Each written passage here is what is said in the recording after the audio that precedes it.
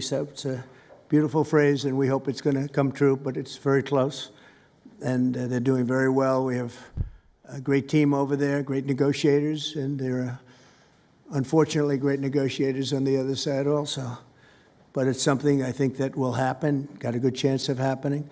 I may go there sometime toward the end of the week, maybe on Sunday, actually, and we'll see. But there's a very good chance negotiations are going along very well. We're dealing with Hamas and many of the countries. As you know, we have all of the Muslim countries are included. All of the Arab countries are included.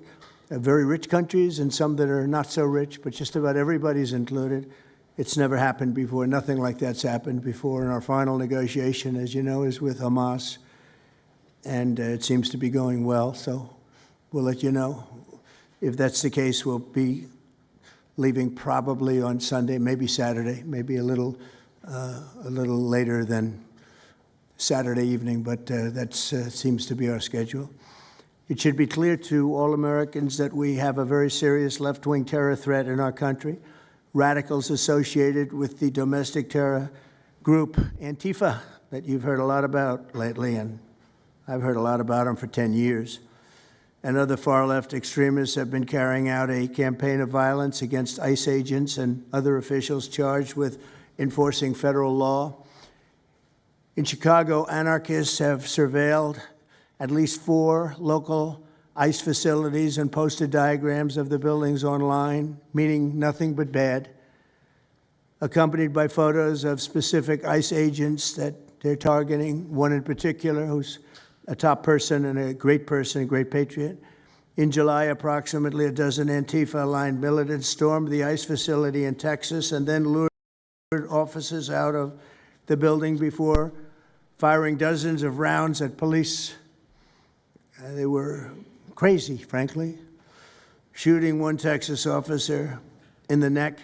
And in Portland, Oregon, Antifa thugs have repeatedly attacked our officers and laid siege to federal property in an attempt to violently stop the execution of federal law.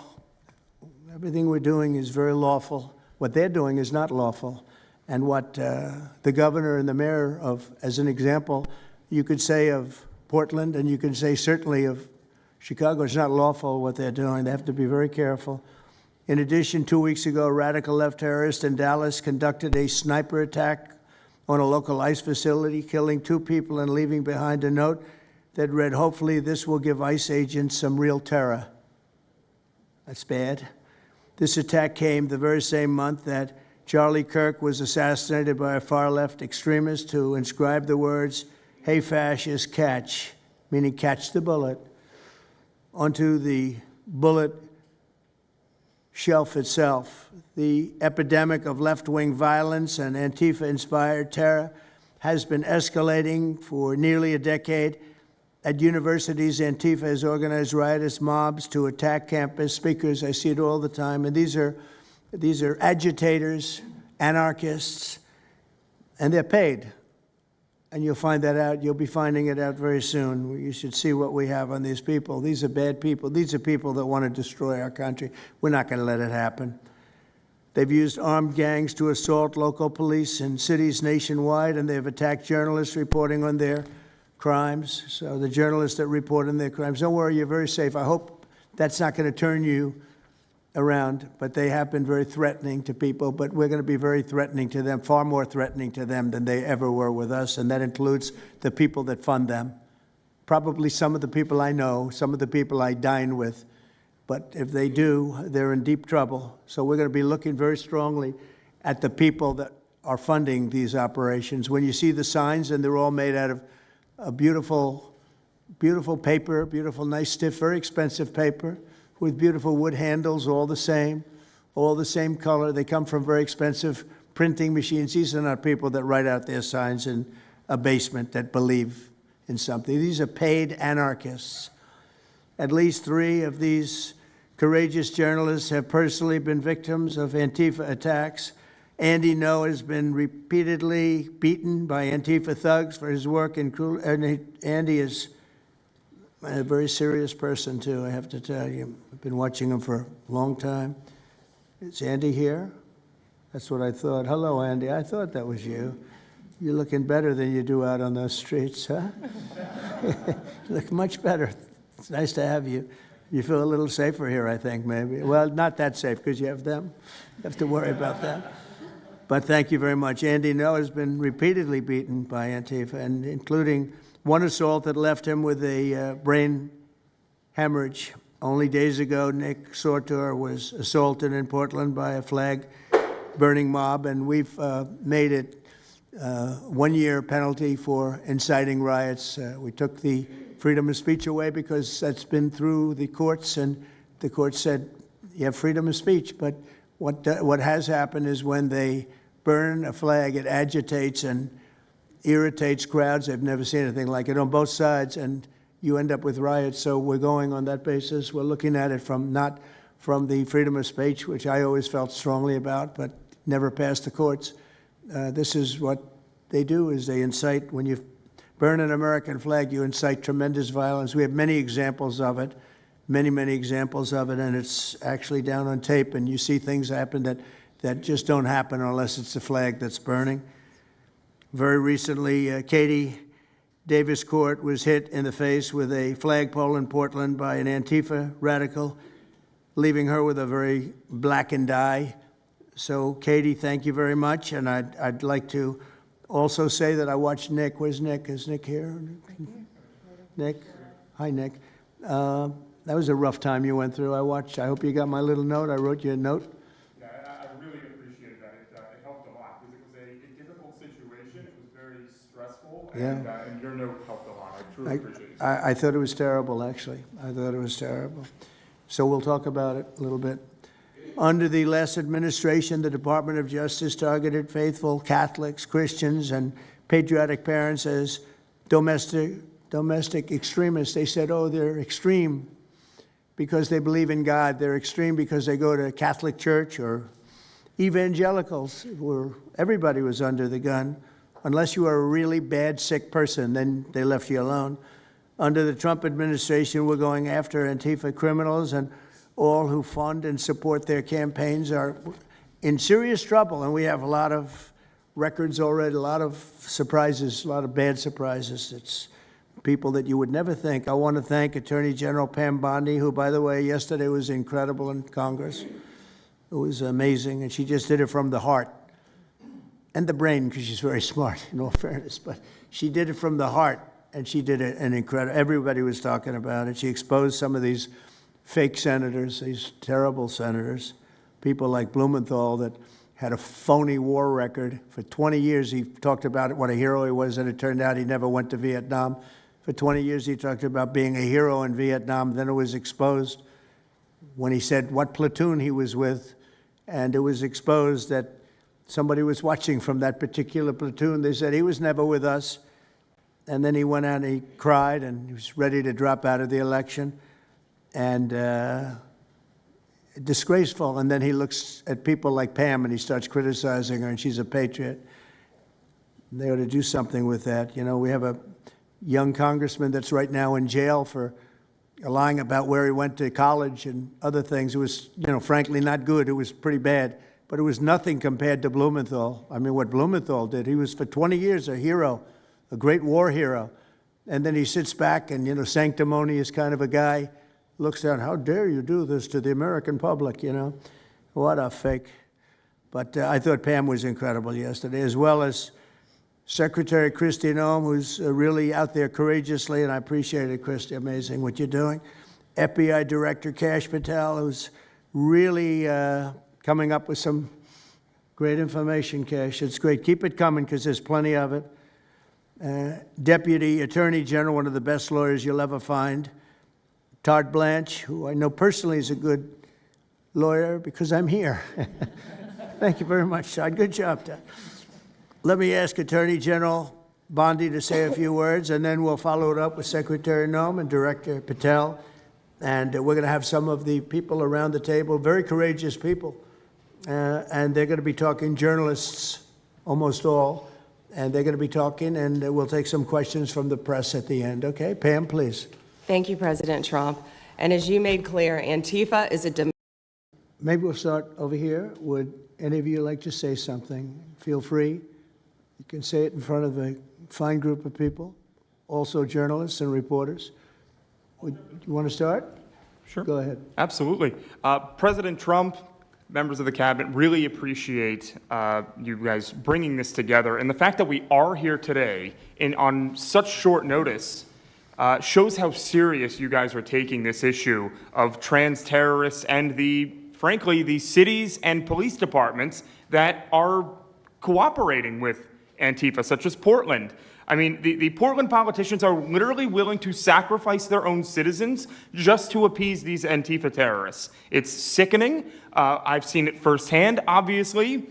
When I went to jail that night, never expected it to happen. I thought that they were maybe removing me for my own safety. It never crossed my mind that I was the one that was being arrested for a crime after I was just thrown into a hole. I heard from the Department of Homeland Security after I had gotten out of jail, and one of your, I won't say exactly who it was, but somebody very close to Secretary Noem over here, said that they were legitimately worried for my safety in the Portland jail. But luckily, the Portland jail was, I was the only one there, essentially, because they don't actually arrest people in Portland, besides conservative journalists, I guess. So, look, I'm glad that it was not a good night for me. Let's just say that. It was not fun sitting in that jail, but I'm glad to see what has come of it.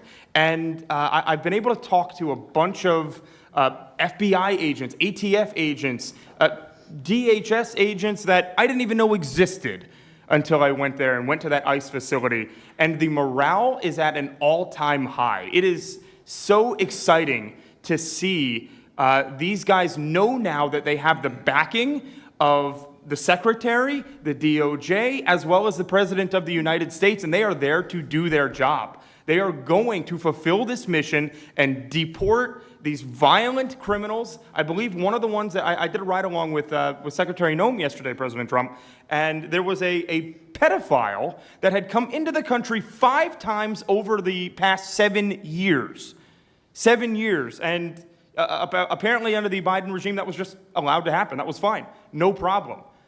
It's concerning to me that you're seeing the Portland Police Department, as well as the governor of Oregon, and the mayor, of course, coming out and running defense for pedophiles that have entered the country illegally 5 times. It's crazy. I'm glad it's taking a front row seat in the media.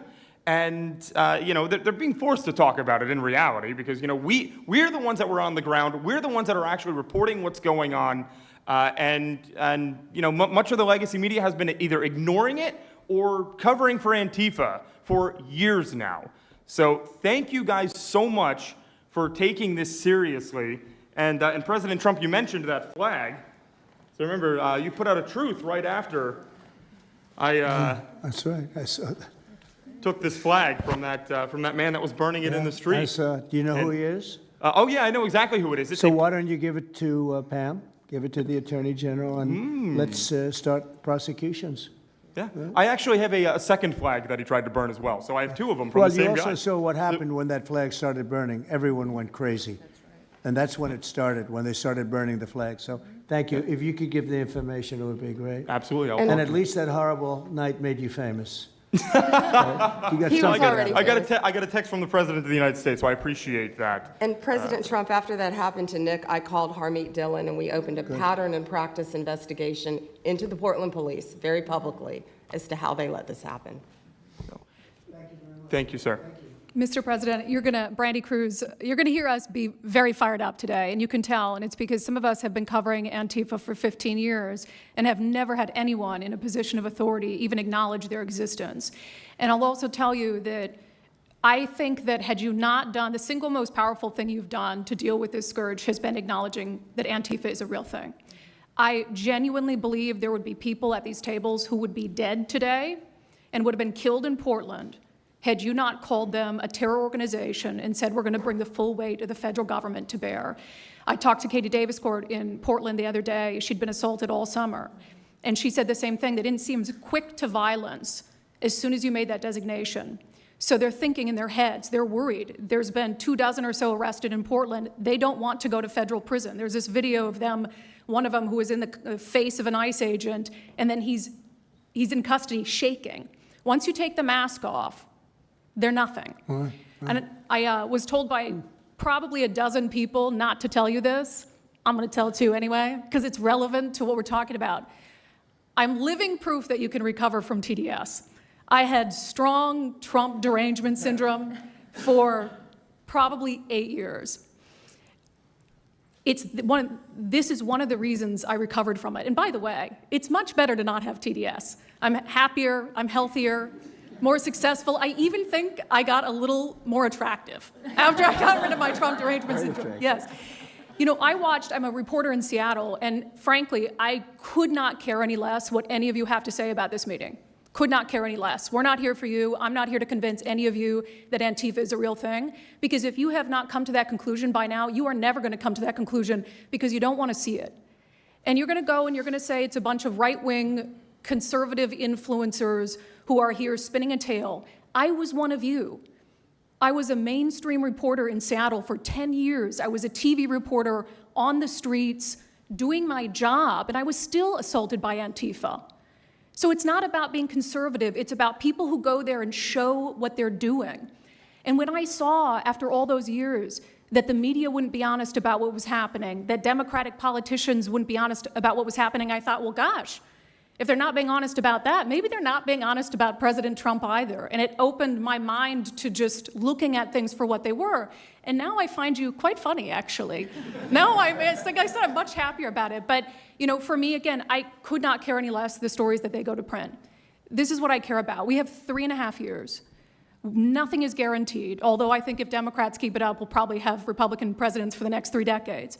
But nothing is guaranteed, and so what I want to see over the next 3.5 years is a full court press to dismantle Antifa once and for all in a meaningful way. I know, Andy, we talked before this about some ideas. That's really what we want to, I don't care what the media says, I don't care what Democrats say, they will never wake up to this fact. So we want the federal government to take as many of these cases as possible, look at the interstate travel between Portland and Seattle when it comes to these people who are committing violent acts, and hopefully in 3.5 years, they will be a shell of their former selves. Very close to that, and it's Antifa and many others, unfortunately. Yes. There are many others, bad ones. Most have been named terrorist organizations. There are a couple that we're going to, but I think we've got it pretty well covered. But there are many others, but very specifically today it's Antifa, and it's really bad, and we're going to get it cleaned up. Andy, do you have something? Thank you very much. I'm glad you no longer have TDS. I feel very good about that.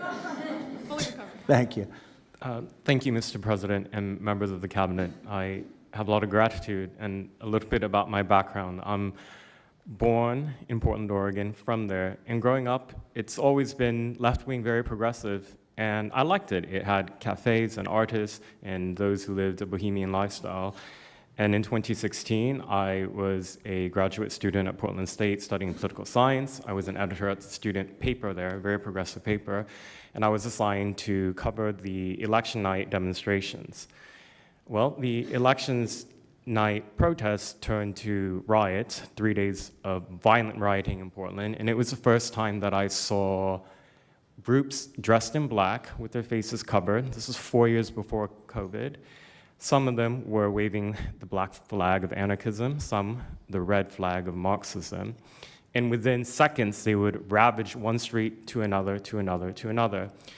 And the next day, I would read the legacy media, which I still read at that time and looked forward to, and I looked up to those journalists. And I was really shocked to see that the narrative was that these, in my view, anti-democratic political violence was legitimate acts of protest because people were concerned about racism or all these other lies. And so for the next 4 years, I just continued going out with my video camera. I thought, look, people can ignore what I write because of spin, but videos can quite speak for themselves. And in 2019, it led to me nearly losing my life. I was covering another Antifa protest turned riot. At that point, had been routine in Portland, and then I was ambushed in a mob beating. And I had never been in a fight. I didn't even realize that I was being assaulted until seconds in. And the punches came from everywhere on my head and my face, and I was bleeding out of my eyes and ears. And then they threw all the drinks in my eyes to humiliate me further and to laugh at me. And I was rushed to the hospital in an ambulance and CT scan, and I had subarachnoid hemorrhage, which is bleeding in the brain, and nearly died. And after surviving that, the reporting that I saw in liberal media it seemed to suggest that I had deserved it because they branded me far right. And some even went so far as to suggest that I maybe faked my injuries. A BuzzFeed reporter asked for my medical records, which I did provide, but this felt so, it's like because I didn't die in that attack, there was another round of people who wanted to finish me off. But I continued, and then 2020, Portland was really the epicenter of the longest political violence. Those months of riots, I was on the ground, undercover, and there was an assassination there. There was a supporter of Donald Trump named Aaron Danielson who was shot dead by a self-described ANTIFA member who then fled out of state and died in a shootout with US Marshals.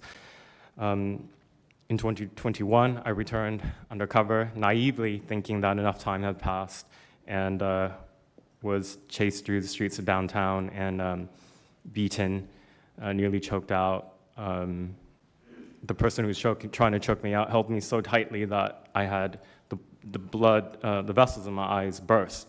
So one of the symptoms were my eyes were completely red after that, and I was hospitalized. So thank you so much for acknowledging Antifa and for directing your administration to treat them as domestic terrorists. It's going to be really challenging because how they organize is that they are decentralized, autonomous, and they operate on deception. And we're still to this day told that they don't exist, that it's a figment of our imagination. I think the DOJ could look at federal conspiracy charges. The state of California and San Diego County last year broke up an Antifa cell in San Diego. And I think maybe perhaps the State Department should designate Antifa, its international arm, as a foreign terrorist organization, FTO. So thank you so much for this invitation, Mr. President. Thank you very much, Andy. Great. That's a rough time you had, huh? So the chokeout was almost the end, you felt? Yeah, that was my only near-death experience in my life, and I'm quite shaken when I think about it now. It really feels unbelievable to me that on the streets of America that this type of violence against citizens could become so routine and accepted and cheered on by people. Although, in the immediate aftermath of Mr. Kirk's assassination, we saw again that type of depravity play out on quite large swaths of the left. So there's a deep sickness that's in this country right now, and it pains me a lot to acknowledge it. Yeah, the amazing thing is you look at Portland, and you see fires all over the place. You see fights and, just violence. It's just so crazy. And then you talk to the governor, and she acts like everything is totally normal. There's nothing wrong. It's almost like, are you waking up from a dream or something? You see it on your network. You see it all over the place. And it's so bad. It's so crazy. It's like the movies you see for the kids, I guess not only the kids, adults also, where you have these bombed out cities and these bombed out people. It's like worse than that. I don't think they could make a movie as bad. And then the governor will get up and say, I don't know why they're coming here. It's such a wonderful place. And the amazing thing is the people want us to be there. The people, when they get the real people that live there, many of them have left, but the real people want us to be there. The same thing in Chicago. So they've had 60, 70 murders over a short period of time. Murders, people that got shot. They've had hundreds of people shot, and then a guy like Pritzker, or this low IQ mayor, gets up.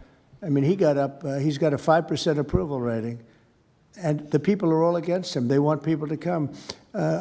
Beautiful black women are wearing a MAGA hat last night on television.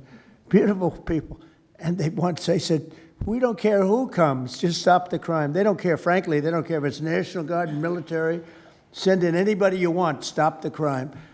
and they're afraid to go out. They can't even go out. And then a guy like Pritzker, think of that, 50, 60, 70 people over a short period of time murdered, actually murdered, mostly gun violence, but knives, but gun violence, they're murdered, and hundreds of people shot. They had one weekend where they had like 18 murdered and 71 shot. But they said, you know what their excuse is? Yeah, but it was a long weekend. In other words, it was a long weekend, so that was okay. And then Pritzker gets up and he says, like, I don't know what they're talking about. We don't have crime here. They're crazy.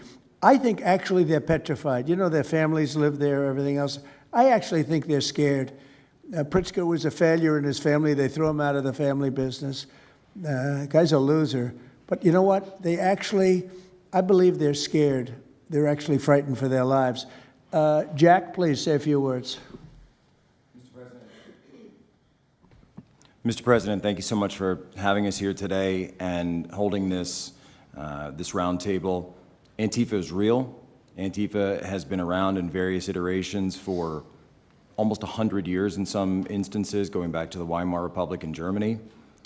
And it's now been just under 1 month since we saw a far leftist murder Charlie Kirk, and we saw thousands upon thousands of people, other far leftists and people in positions of authority, people like nurses and pilots and doctors and HR departments, celebrating the death and the murder of Charlie Kirk. This sickness that's out there is absolutely real. And Mr. President, thank you for mentioning the fact that one of the bullet casings read, "Hey fascist, catch" on it.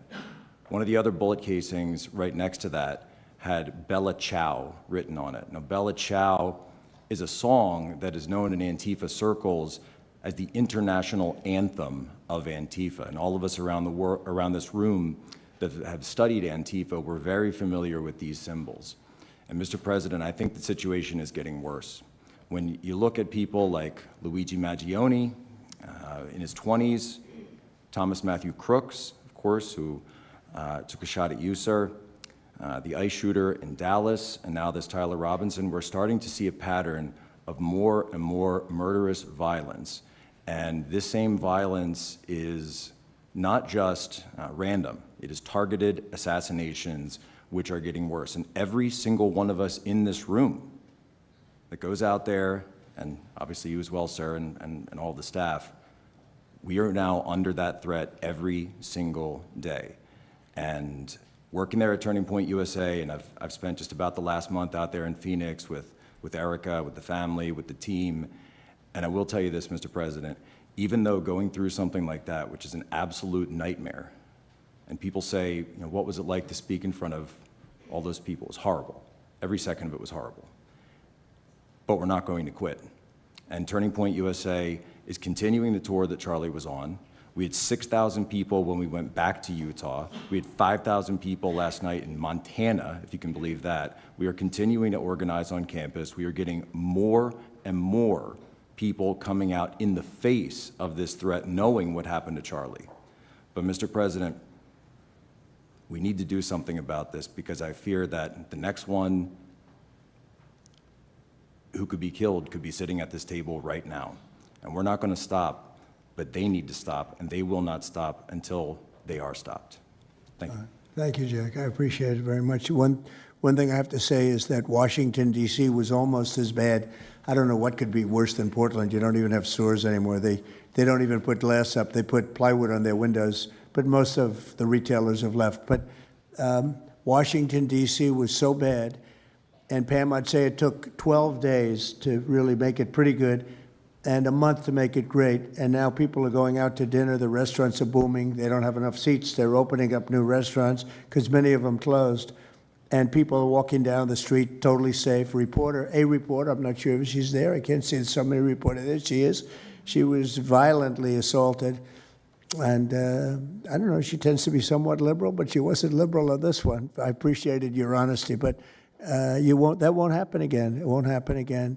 You're lucky you're alive, frankly, with what happened. I know exactly what took place. So Washington, D.C., our capital, we thought we'd start there appropriately, and it's safe, and people are so happy. They're so happy.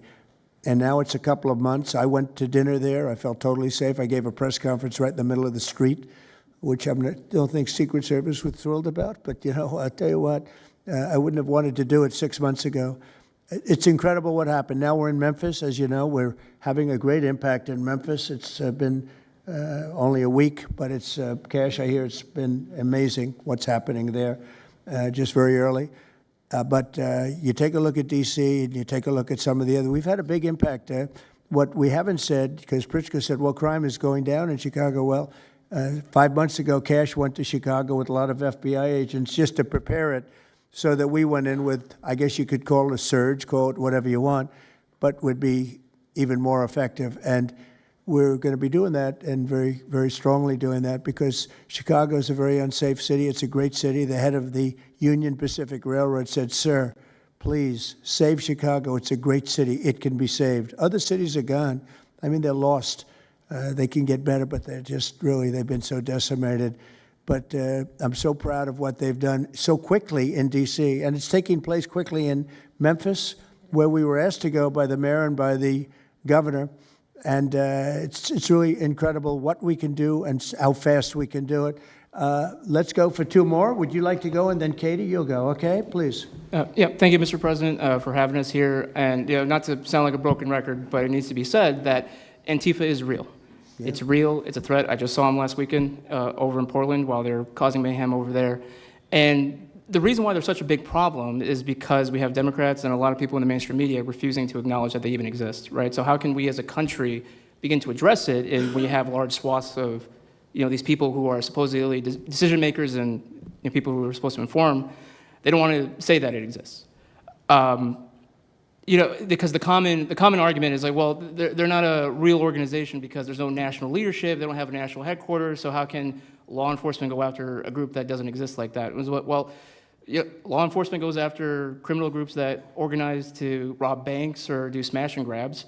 They don't have a registered LLC. They don't have official membership cards. They don't have, a business address. But law enforcement still goes after them because they're working as a group. These people don't just show up, randomly at the same time to do the same thing, dressed in a very similar fashion, espousing the same ideology. And they say, well, it's an ideology. It's like, well, yes, it's an ideology because there's people alive, present, that believe in it, and they're acting on it. And so I've been very well aware of what Antifa's been doing. I was very busy during the riots in 2020. That was probably my most exposure to them prior to this year.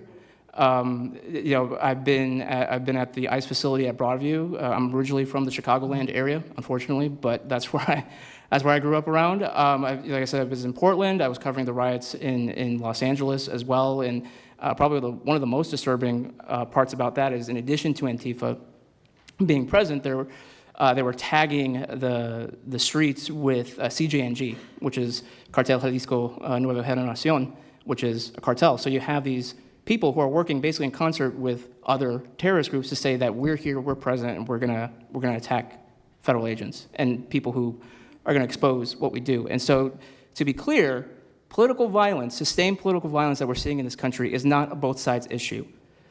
I was, I was at Charlie Kirk's memorial in Glendale recently. Conservative gathering, totally peaceful.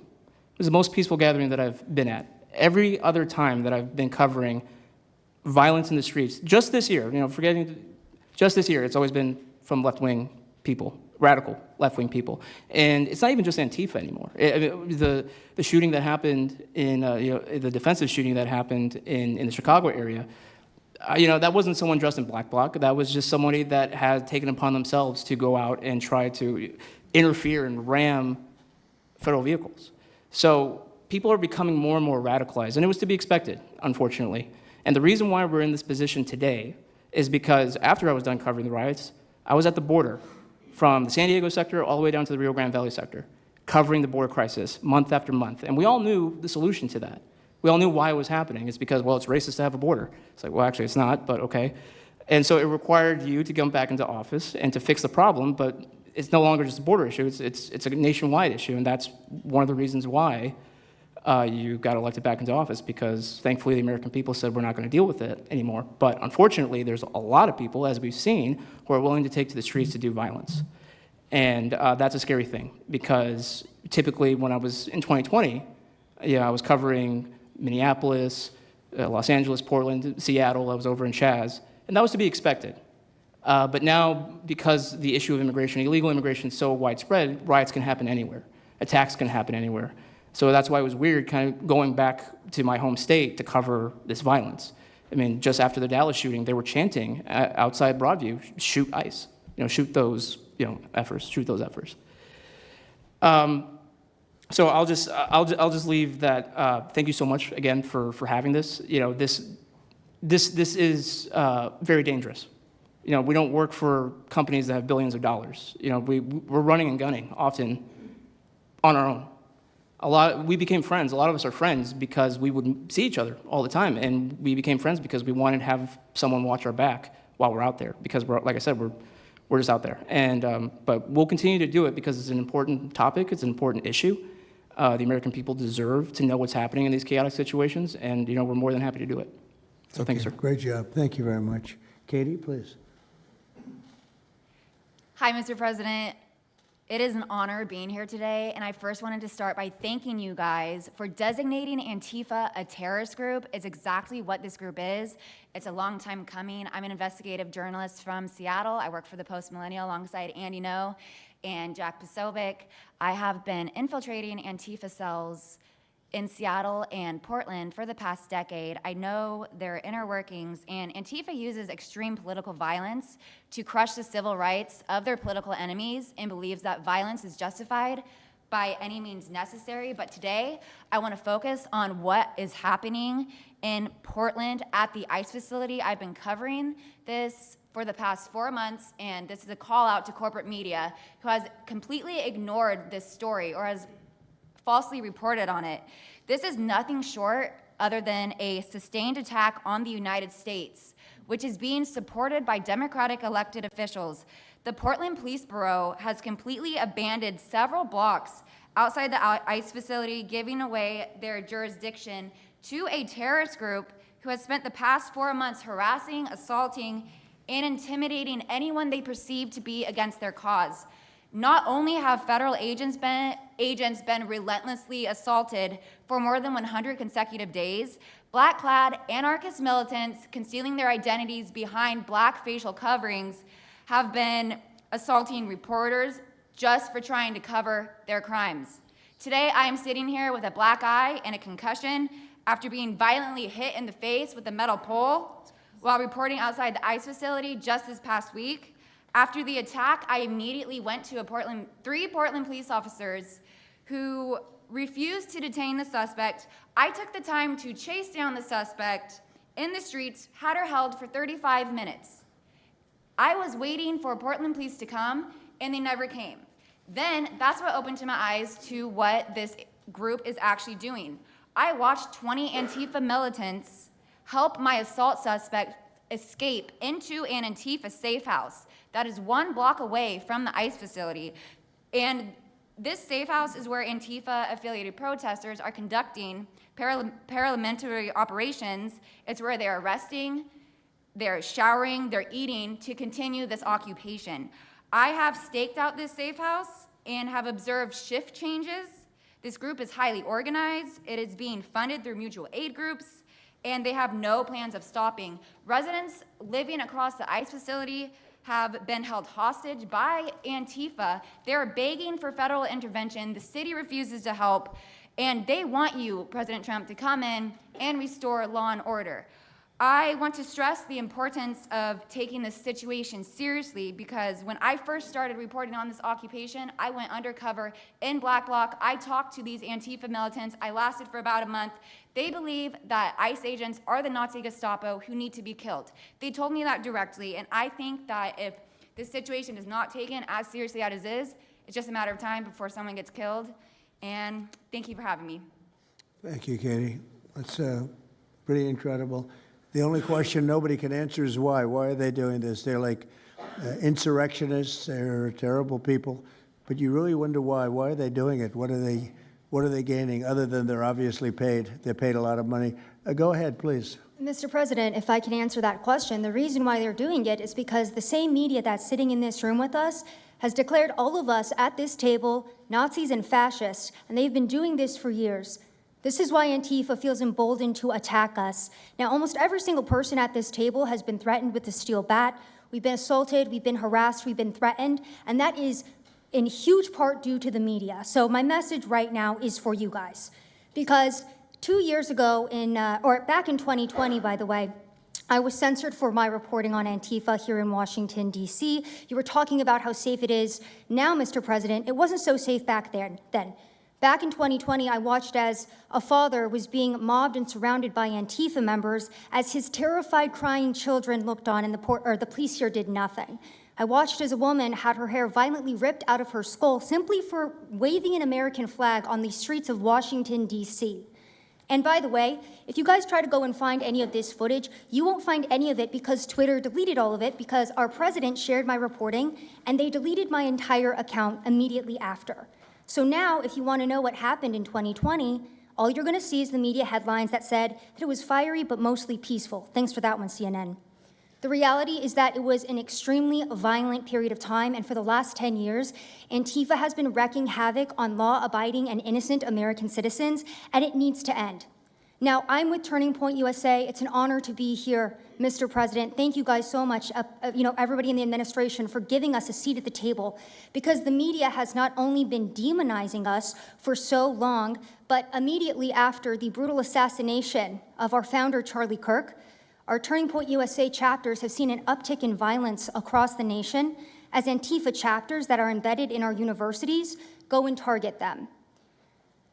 It's been extremely difficult to report on the ground, and for a long time I was afraid to go to Portland because I knew that the only people who would have my back, like Julio said, were one of my friends on the ground because there is no police force there. I was terrified to go because I knew if I got shot or stabbed, and I have been assaulted, I've been mobbed and robbed in Austin, Texas by Antifa, that nobody would come to help me. So my plea to the entire administration, especially to the DOJ, is every single radical left-winger who is in front of the ICE facility in Chicago, in New York, in Portland, please make sure that you use the full force of the law to come after each and every single one of them, because it is us being soft on left-wing violence that has fomented all of the terror that we have seen in this country, and it is the left wing getting away time and time again with assaulting law-abiding American citizens that has led us to this place. So truly, to the Americans that I speak to on the ground, they feel completely abandoned by their state and local government. So please step in. You have Americans begging for the National Guard, and to the media over here, please report on the truth. Please do your jobs. I'm an American citizen. Everybody at this table simply views ourselves as American citizens who have an iPhone and the will to actually tell the truth. So please take your job seriously and tell the truth to the American people. And thank you for letting me be here on behalf of Charlie to continue his legacy of cleaning up the country. Thank you, Mr. President. Thank you very much. Appreciate it. Wow, you feel very strongly, I can see. I'm mad. I got beat up so many times, Mr. President. My friends have gotten beaten up, and I want to cry right now from happiness because we have been completely ignored for so long. For almost 10 years, we've been getting assaulted on the streets. I have watched children cry as their parents have been attacked on the streets. That should not be happening at our nation's capital. So please, again, the DOJ, please utilize the full force and go after each and every single one of these people. Fantastic. Thank you very much. Great job. Impassioned. That's important because you should feel like that. Please, go ahead. Mr. President, thank you for having us here and bringing together this panel of brave journalists, everybody on this side of the room. And no one can speak to the violence better than these people here. So I think we know that this is not just a story about violence and chaos, as you alluded to, Mr. President. This is a money story.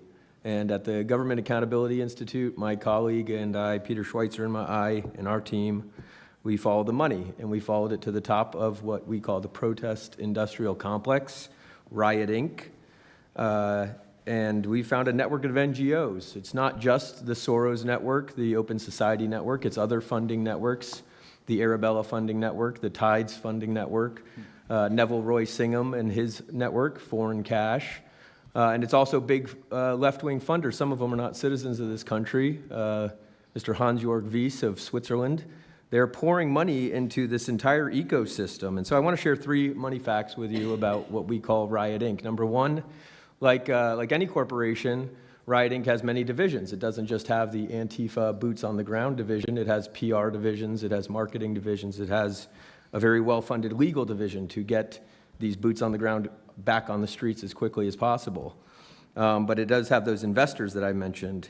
Number two, we have identified dozens of radical organizations, not just the decentralized Antifa organizations, but dozens of radical organizations that have received more than $100 million from the Riot Inc. investors. These would be the lawyer groups. These would be the groups that advocate for calling good, honest Americans fascists, et cetera.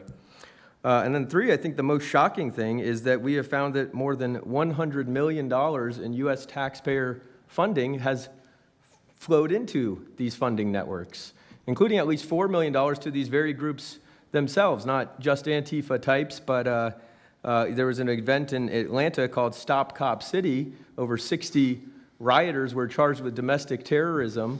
These groups received money for that from both the billionaire class as well as taxpayer money. So one other thing, this money helps fund the decentralized crowdfunding platforms. These are ways that Antifa, the John Brown Gun Club of Elm Fork, which had links to that attack on the ICE facility, the Socialist Rifle Association, and just because they don't have LLCs or EIN numbers doesn't mean they can't get paid. Some of these funding platforms, crowdfunding platforms, are funded by this network that we call Riot Inc. So again, I want to thank you for your leadership, for the whole cabinet's leadership on this. We're going to keep following the money and appreciate everything you're doing, sir. Do you know the name of any of the funders? Do you know the names? Because if you do, I'd like you to give them to Cash or Pam. Absolutely. Or Christy. Yeah, we'll do that. As soon as you can. That's all of you. Because you probably know the names after a certain period of time. You tend to find out. But these are people that do not have good intention for the country, and that's treasonous probably. So if you could, very important, if you could do that, it would be great. Nobody would know better than you. You'll figure it out. Thank you. Please, go ahead. Yeah, my name's Nick Shirley. I'm 23 years old. I'm a 100% independent YouTube journalist. And over the past year or so, I've been able to go to 15 countries. I've hung out with people in the gangs of Brazil, in the favelas, in the prisons of Secot. But yet the most dangerous places I have been here in the United States, unfortunately. And I've had the opportunity to show people about the protest Antifa here in the United States, and there's nothing organic about what they are doing here in the United States. I've watched people be bussed in from states. I've watched the same lady at a protest in Atlanta be bused to protest in DC and then in New York City. There's nothing that is honest about what they are doing. And they have signs. I've seen the same signs here in DC and in London as well. It's a big organization and corporation that they're running. And people may wonder, like, what's the threat to us as Americans if we go? Well, you'll be labeled as a fascist, you'll be labeled as a Nazi, and they'll wish death upon you, because they wish death upon me. And just last week in Portland, Oregon, I watched a lady get trapped in her car, surrounded by Antifa, and her sister messaged me after seeing the video. She said, the only reason I think my sister was safe is because you were there recording. I also was chased out by a member of Antifa who said he would smoke me, and next thing he knew, a DHS sniper had lasers on his chest. If he was not there, who knows what would have happened that day. These people are very dangerous, and people wonder how they're able to do it. The reason is because these cities are not enforcing the law. And why should these people be worried if the law is not being enforced? And we are not far right, nor are we far wrong. We're just right. And the truth about what's happening here in America with these groups is very dangerous, and I thank you, Mr. President, and your administration as well for acknowledging that. Thank you very much. It's too bad you have to go through it. I know, it's a little crazy, much. right, Mr. President? Well, you're going to get to the bottom of it, so it's a very important thing you're doing. Thank you very much. Please, Cam. Yeah, I've just got something very short. I'm attacked every time I do my job. When I leave my house to go to work, I am violently assaulted. I've had guns pulled on me. I've been bear sprayed. I've been beaten down. I've been almost killed. So my question for all of you is, how would you feel if every time you showed up to work, masked militants tried to kill you? Because that's how we feel. That's our lived reality. And you guys go and tell us that we're liars, the riots aren't that bad, right? I've never seen any of you guys on the ground. In fact, I've never seen anybody representing the companies you work for on the ground. You guys come to us for interviews that never get published. Stop saying we're lying. We're not. We risk our lives every day to do the job that you guys are too afraid to do. What network would you say is the worst, if I could ask? Oh, man, that's a real tight spot. Honestly, it's a simple question. And it's just, well, there's a lot of people in this pool, and I would say I'm not talking about Fox. I'm not talking about Newsmax or any outlet that resembles them, so I'll let you guys put the pieces together on who I'm exactly talking about. Who would you say, which network would you say? MSNBC, for sure. Oh, they're terrible. I agree. They're CNN, probably close, yeah. Yeah, I'd rate it that way, yeah. MSNBC, that's Brian Roberts. Yeah. That he allows that to happen is a disgrace. Absolutely. And CNN is second. Yeah, second. I would say CNN is not quite as bad as MS. MSNBC is not What really a about news others? site anymore. Oh, MSNBC is sick. Yeah. They're sick. Well, sir, it's who also else? just the stories that they publish about what's the ICE enforcement operations that are so heavily slanted that it's no longer, as I was saying, no longer just Antifa, but Americans that are becoming radicalized. So they've been very irresponsible with how they've been reporting Who on is it. that? MSNBC, for example, they're Would you rate them the worst? probably. Who would you rate second? Well, they ran a story about an operation in Southern California about how a father of 3 Marines was arrested, and they made it seem like they just did it because he's brown. But there's video of that same man charging at the agents with a weed whacker. Now, I've worked with weed whackers back in the day, and you don't want to be on the receiving end of one of those. So that's why he was arrested, but the story was presented as if it's a brown guy just simply being arrested. And I've been around ICE agents, and I'm a citizen, so I feel fine. But it's just that's why. It's not just Antifa. It's not happening in a vacuum. It's It's working factors. in conjunction. I think they work in conjunction with some of the media. I think ABC is very bad. I think NBC is very bad. And CBS has a new owner, so we have hope for CBS. CBS has a great new owner, my opinion. But I will tell you, ABC is terrible. NBC is terrible. NBC's MSNBC too. They changed it. They moved it over legally so they couldn't be tainted by the words MSNBC, but they are absolutely terrible. There are a lot of them. What about independents? Independent networks. They're a little bit better, but I would say that we're an example of how you don't need to be part of a super large company to be able to do just basic journalism. All you got to do is sit and record, and you'll let the story play out, and that's why they hate us. That's why Antifa targets us. Well, I watched a level of dishonesty that's incredible, where answers are changed. Like just before the election, an answer was changed by Kamala. She gave a horrible, death-defying, election-defying answer, and they took the answer out and they replaced it with another answer that she gave 5 minutes later, having to do with a different subject, but at least it wasn't election-defying.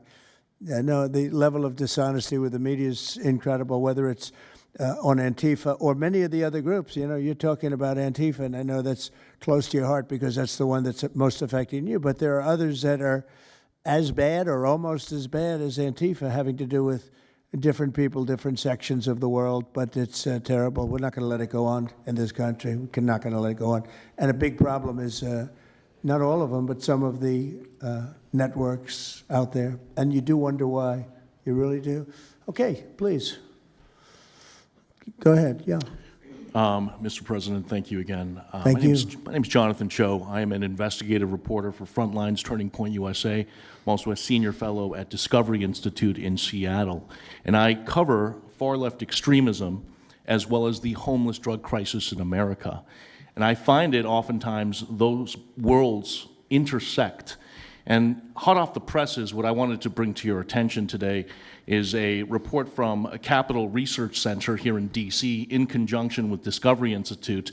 They just put out this study right now. And what it shows is that Antifa is heavily embedded in the homeless and housing nonprofit sector. In many cases, the homeless industrial complex is running cover for Antifa.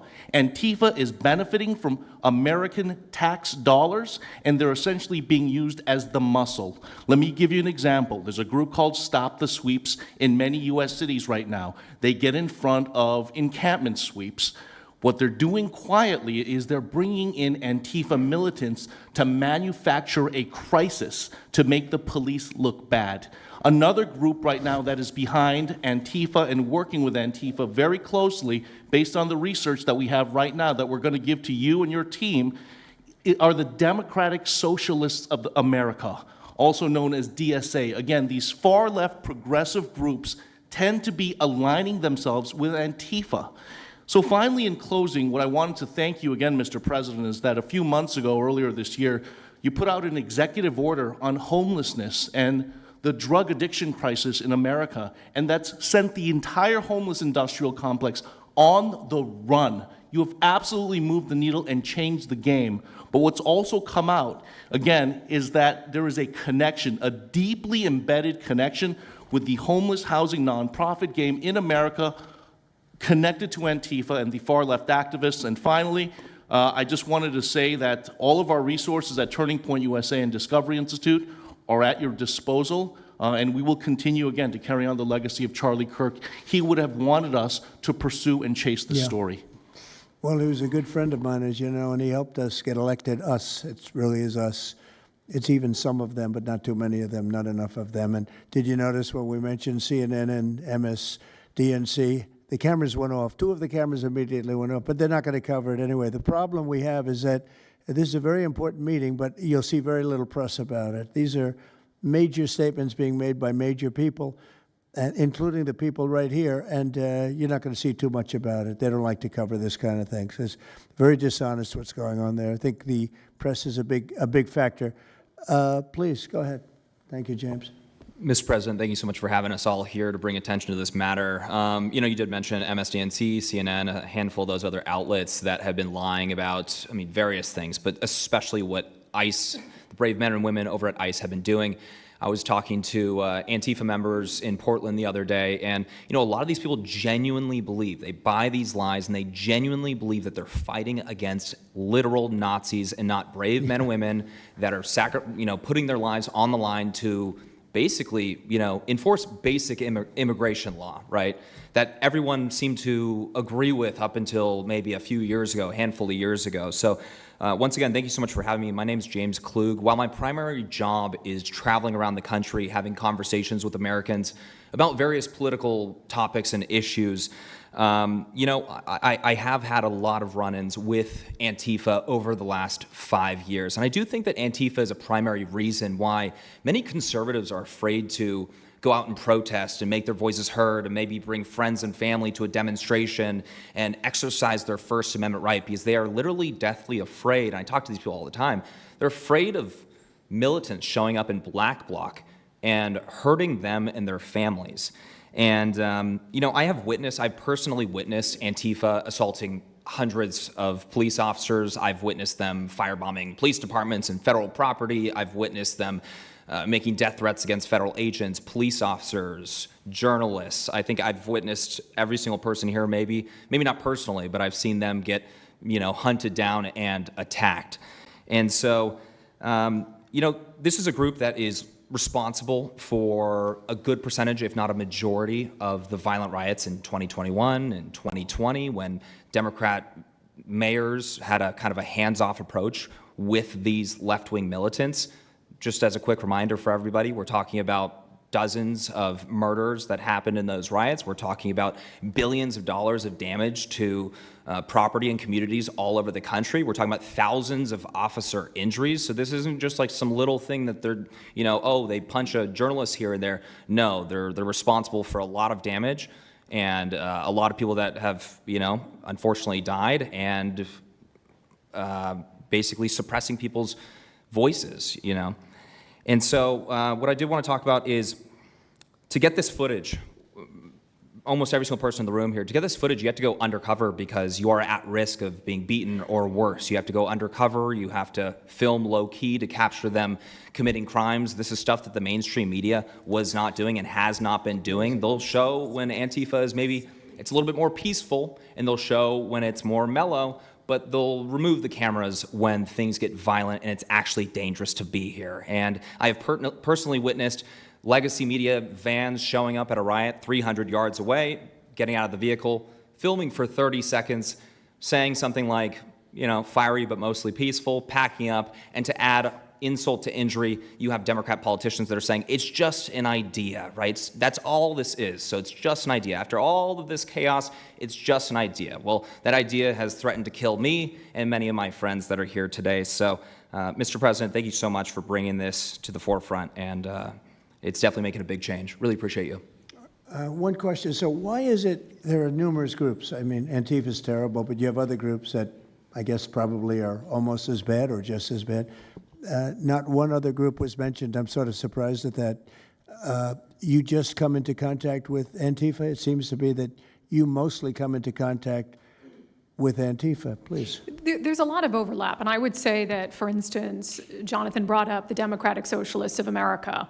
They're basically the same thing. I mean, there's a lot of Democratic Socialists of America who are out there in black bloc, hiding their faces. And so I think we use, and I do understand, for the record, I do understand the challenge, as Andy pointed out, with Antifa as a graspable entity. I do.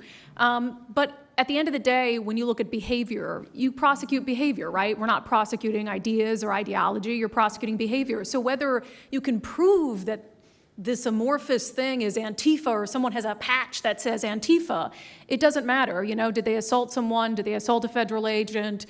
Were they engaged in rioting? What is it? And so they're always using that, oh, well, they don't call themselves Antifa, even though some of them literally do. It's called Rose City Antifa. How long has it been around in Portland, Andy? Since 2007. They call themselves Antifa. In Seattle, I was outside the federal building, and they were yelling, "There's no police here, this is Antifa land." And then at the same time, Democrats, like our governor, oh, Antifa is an idea. But yeah, I think Antifa can overlap with a lot of other entities and organizations. Okay, very good. Thank you. President Trump, I just wanted to add this real quick, because you were asking which mainstream media outlet is the worst. What I think, it's any of them that decided to call Kilmar Abrego Garcia Maryland Dad. Because when I'm out there on the street talking to these people, they call Maryland Dad is this human, he's actually a human trafficking MS-13 gang member that's illegally in the country. But the amount of people on the street that I spoke with that thought that he was a U.S. citizen that was being deported to Uganda is dangerous. These people genuinely believe, based on what comes out of the garbage standing over here, that you guys are deporting U.S. citizens. So that's what's causing all these problems. So when you have a governor like Pritzker in Chicago, where you have Illinois, which is in a lot of trouble. Chicago's there, potentially a great city again. It's not great now, but it could be great again. That's why we have to get there soon, because eventually you can't do that. What makes a man like that say that things are wonderful? Why doesn't he say, we love that President Trump is going to come and help us clean up Chicago and make it safe again, as opposed to fighting us and pretending that there weren't 50 murders and 200 shootings and all of that? Why is that? Go ahead, Nick. To spite you. To spite the administration. That's simply what it's about at this point. Because, if you go and talk to some of these citizens, like I'll use Portland as an example again, because I've been there for so long now. You talk to the neighbors that live in the apartments next door to the ICE facility. There are veterans with PTSD that live there, and they're here all night long, screaming, fireworks being lit off by these rioters, children crying because they, can't sleep at night and they're scared of all the noise outside, and they can't leave. They they got a lease. You can't just leave. These people aren't wealthy individuals, and that's one of the major problems here. And these people are afraid to come out and speak out, and they're getting no help from their government at all. They've been begging for the noise ordinance to be enforced outside of their apartment complex for months now, and the city of Portland has ignored them every single time.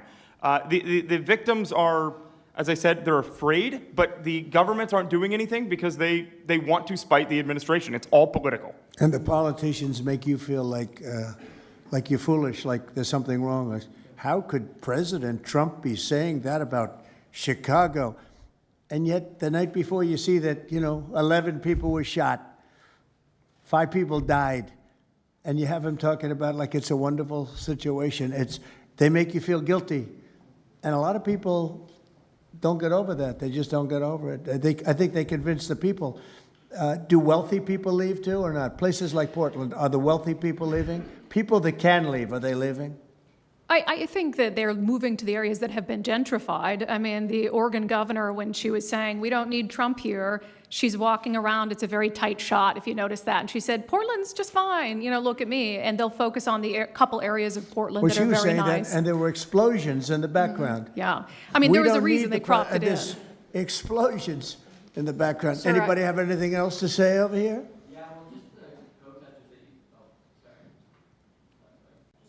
And then we'll get, should we be taking questions, or is it just a waste of time? Because they can ask questions, but, well, there's Brian, he's good. But you know what? In a way, it's a waste of time, because if you give a great answer, they don't put it on. If you give a horrendous answer, or even if you give a great answer, they make it sound like it's not a great answer. They're very dishonest. Go ahead, Nick. Yeah, and I think part of that dishonesty comes from what they see. For instance, I've never been asked to go on any other show besides Fox News. My clips go viral everywhere, but they've never even asked, like CNN's never asked, MSNBC's never asked. And a lot of times when I go to hotels, I'll stay and I'll watch like MSNBC. Fortunately, their ratings are terrible. They are terrible. MSNBC is dying, and CNN is dying like a dog. And Poor CNN, it's so pathetic. It is very pathetic. You ever see their anchors in the evening? Nobody ever heard of them. Where did these people come? I could take anybody off the street in Washington, D.C. that do a better job. Yeah, and it's not hard to show what's going on these days. You literally have an iPhone and you can post it on X. They don't believe in the star system, you know. It's just one of those things, right? Okay, Nick, you finished, Nick? Yeah, Are thank you you very finished, much. Nick? Good job. Thank you very much. Well, you've been through hell, I tell you that, but you're really incredible patriots, incredible people. Go ahead, please, Brian. Brian, go ahead. I'm so thankful for each and every one of you here right now, and I'm very grateful that my network, Real America's Voice, has partnered up with many of you. Jack Sobin, you have a show on a network. Many of you, Savannah, have appeared on a network as well, so thank you for being here.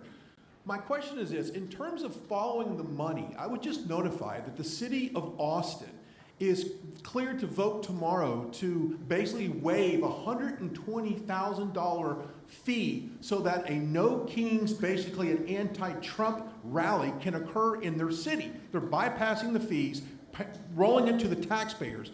So my question is to you: what can the people of Austin, Texas do right now to make sure that their tax dollars don't fund a No Kings anti-Trump rally coming up?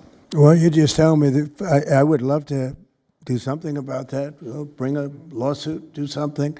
You know, the best thing you can do is have honest elections, because the elections are totally rigged in so many of these places. You know, you take a look, the people, they're all loving you. They can't breathe. They love so much, every one of them. You don't see one negative, then all of a sudden you lose the election by 20 points. The elections are so rigged, and we proved that in 2020 more than any other time. But even the last election, there were areas that I won by much more. We won in a landslide, but I actually won in more of a landslide than we thought. I said, you got to get out, make it too big to rig. And fortunately, the people made it too big to rig. They tried. But the biggest thing you can do is have honest elections. You know, if you don't have, and you need great media. You need borders. You need borders. You need, wait. You need borders. You need honest media, you need honest elections, and you have a great country, and you need all three of them. Yeah, go ahead. To a lot of these radical groups that you talked about inside here. So thank you for removing. I would like you to make a big deal, though, if they're waiving a fee, but I guarantee they wouldn't waive it if it was it's not Trump. If it were a conservative rally, they wouldn't be waiving it. So maybe you can look into that, Pam. Todd? That sounds like one for Todd, Pam. Go ahead, Todd. Good luck. Thank you. Proof that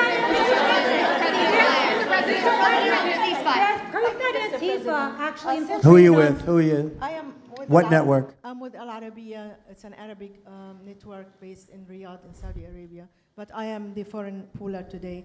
Mr. President, you said that you might go to the Middle East on Sunday. Do you mean Egypt and Israel? And would you consider going to Gaza to see what things I on would, the ground? yeah, I would. I might do that. I may do that. We haven't decided exactly. I'll be going to Egypt most likely. That's where everybody is gathered right now, and we appreciate that very much. But I'll be making the rounds, as the expression goes. I probably will. See, I Go ahead. Mr. President. Go ahead. Just to clarify, you said you might go to Gaza. You're saying on Who are you with? Topic. I'm representing the TV pool, but I'm with NBC, sir. That's too bad. Go ahead. Well, just to clarify, you said you might go to Gaza, and then the second question I had earlier today, you said the mayor of Chicago and the governor of Illinois should be jailed. Have you asked the Justice Department to look at possible charges? No, I've seen the law, and when you have a group of people where the police call off the safety for ICE officials, I've understood that, and I've read it today in numerous journals, that that's illegal. What they did is I guess it was ICE, Christie, right? They were under threat, and the police were helping beautifully, and it was fine. And then all of a sudden, a woman was on the line saying, "Everybody, move back, get out, get out." And they were given an order by the second person in the police department, and the governor knew about it, the mayor knew about it. I understand that's a criminal offense. Do you want to comment on that, Christie? Yes, sir, we're seeing that kind of pattern happen with local law enforcement and state law enforcement, not just in Illinois, but also out in Oregon, too. In fact, in Portland, I was there yesterday, but some of the ICE officers were telling me that as they drove by the rioters that were saying, "Kill ICE agents, Molotov cocktails, melt ICE," that the Portland police were cheering them on and had their fists in the air cheering on the rioters that were threatening their lives. So in Chicago, we had a 10-car caravan trail our ICE officials and pin them down. And those ICE officials, to get out of their vehicles, a woman tried to ram them and run them over, and shots were fired to get them to safety. So it's happening on a regular basis, and any elected official that allows this to happen and gives cover to those kind of individuals who are perpetuating murder should absolutely be prosecuted, in my opinion. Mr. President, Daniel. And by the way, we have Marco Rubio. Marco, come on up here, please. He's going to bring a little stability to this group. Come on up. Does everybody know Marco Rubio? Is there anybody that doesn't? Some of the reporters don't. That's why they shouldn't be reporters. Which job is he here for today, Come sir? on up here, Marco. Anything we should know about the Middle East? That's what we're hoping to talk to you about here, Mr. President.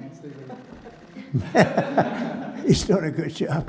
He was born for this job, I can tell you. Daniel, please. President, thank you very much. I have two questions for you, if that's okay. Seamus talked a little bit about the money aspect of this. Do you believe if you go after where the money is coming from with Antifa, in regards to Antifa, do you believe that would be similar to cutting the head off the snake, so to speak? And I have It would help. I don't know that it would be totally complete, but it would certainly, you'd knock out 75%, 80%, 85%.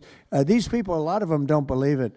You know, when I watch them, I say, I can almost tell a pro they're like professionals. That's all they do. And they get paid by somebody.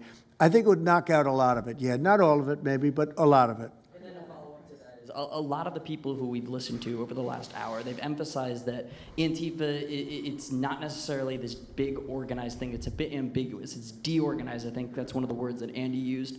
What is the challenges of going after a group that makes it intentionally difficult to go after and find? That could be for you, the Attorney General, anyone up there. Well, they're smart people, and they deceive.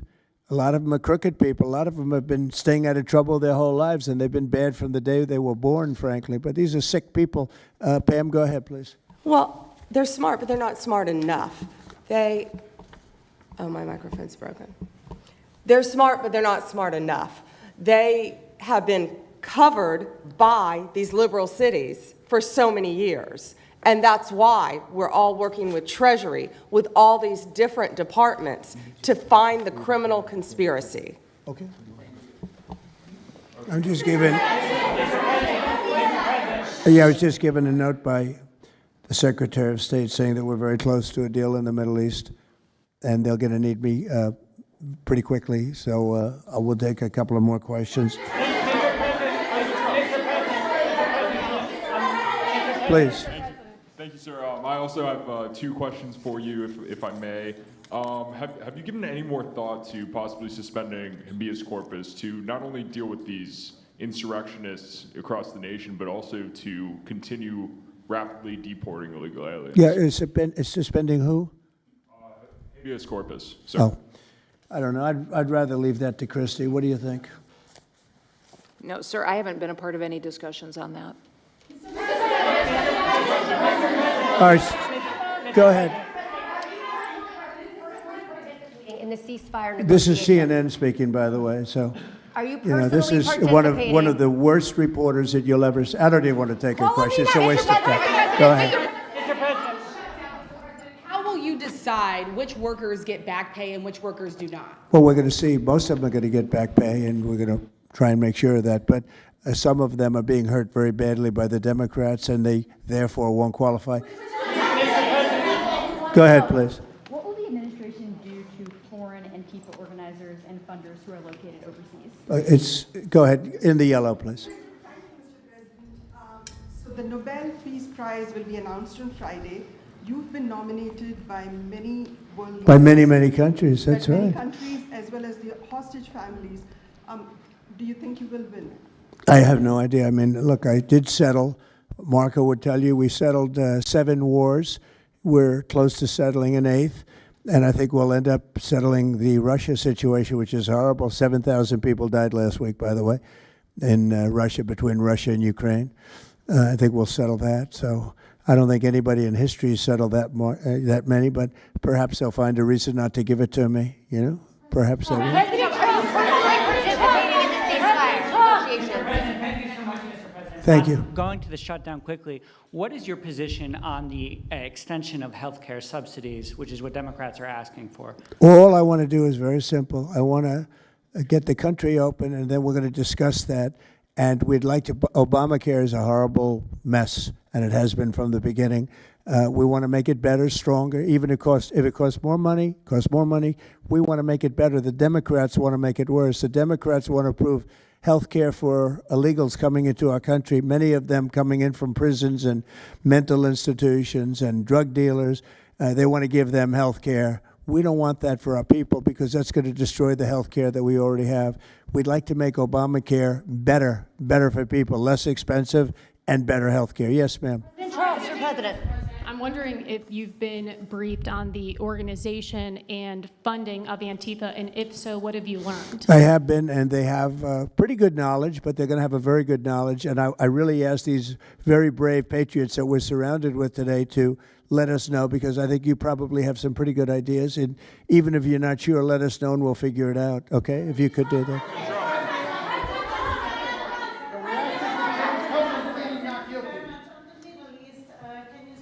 You're from Italy? No, I'm from France. Oh. Can you specify how close we are to the deal? Would that be announced today, tomorrow? And do you want to see the hostages released before you travel to the region? No, I think I'll probably go maybe before the hostages are released or shortly thereafter, pretty much shortly thereafter. Yeah, please. Participating in these negotiations. Go ahead. Who you with? Who you with? The Center Square. I had the honor of asking you originally if you would designate Antifa a terror organization. And I stand here before you today, and I'm echoing what Andy said over here. Are you going to work with your administration as the Secretary of State's here? Are you going to work with your administration to designate it a foreign terror organization? You mean a terror? Antifa? A foreign terror organization. Well, has that been done? Pretty close, right? Would you like to see it done? Yes, Mr. President. You think it would help? They have foreign I'd be links glad all to across do it. Western I think it's Europe. the kind of thing I'd like to do. If you'd like, does Middle everybody East. agree? If you agree, I agree. Let's get it done, okay? Let's get it done. Marco, we'll take care of it. Mr. President. That's international, you mean? Yes. International. Yes, Mr. President. Sounds good to me. Foreign terror organization. Steve, are you okay with it? Yes, it's true. There are extensive foreign ties, and I think that would be a very valid step to take. Good, I think so too. Yes. Good, I think it's a good point. Thank you. President, are you planning on personally participating in this? On the shutdown, we are now about 1 week away from military service members missing their paychecks. We'll always take care of our military. Would you encourage Congress to pass a standalone bill to pay our service members? Yeah, that probably will happen. We don't have to worry about it yet. That's a long time. You know what 1 week is for me? An eternity. 1 week for me is a long time. We'll take care of it. Our military is always going to be taken care of. Yeah, please. Blue dress, blue. President, Rebecca with Blaze News. I'm curious to know, so you're talking about the money funding these Antifa organizations, and somebody brought up Roy Singham, I think it was you, who, by the way, is married to one of the co-founders of Code Pink, this infamous left-wing organization. I'm curious to know the administration. Who is that? Who is that? Roy Where's- Singham. He's married to. No, did you say they're here? No, he's not. A journalist brought him up, but he Oh, I is- see. Okay. Yeah. Okay. Jameis, thank you. Good. Good. Good bring up. Excellent. Go ahead. He's somebody who's been reported on extensively, and I'd love to know what the administration is going to do to actually bring consequences to some of these names. You mentioned. Well, I don't know the name, but I would like to ask Pam to take a look at it. You know, a lot of the best information we find are through you and other people like you. So I'd like you to look at it, Pam.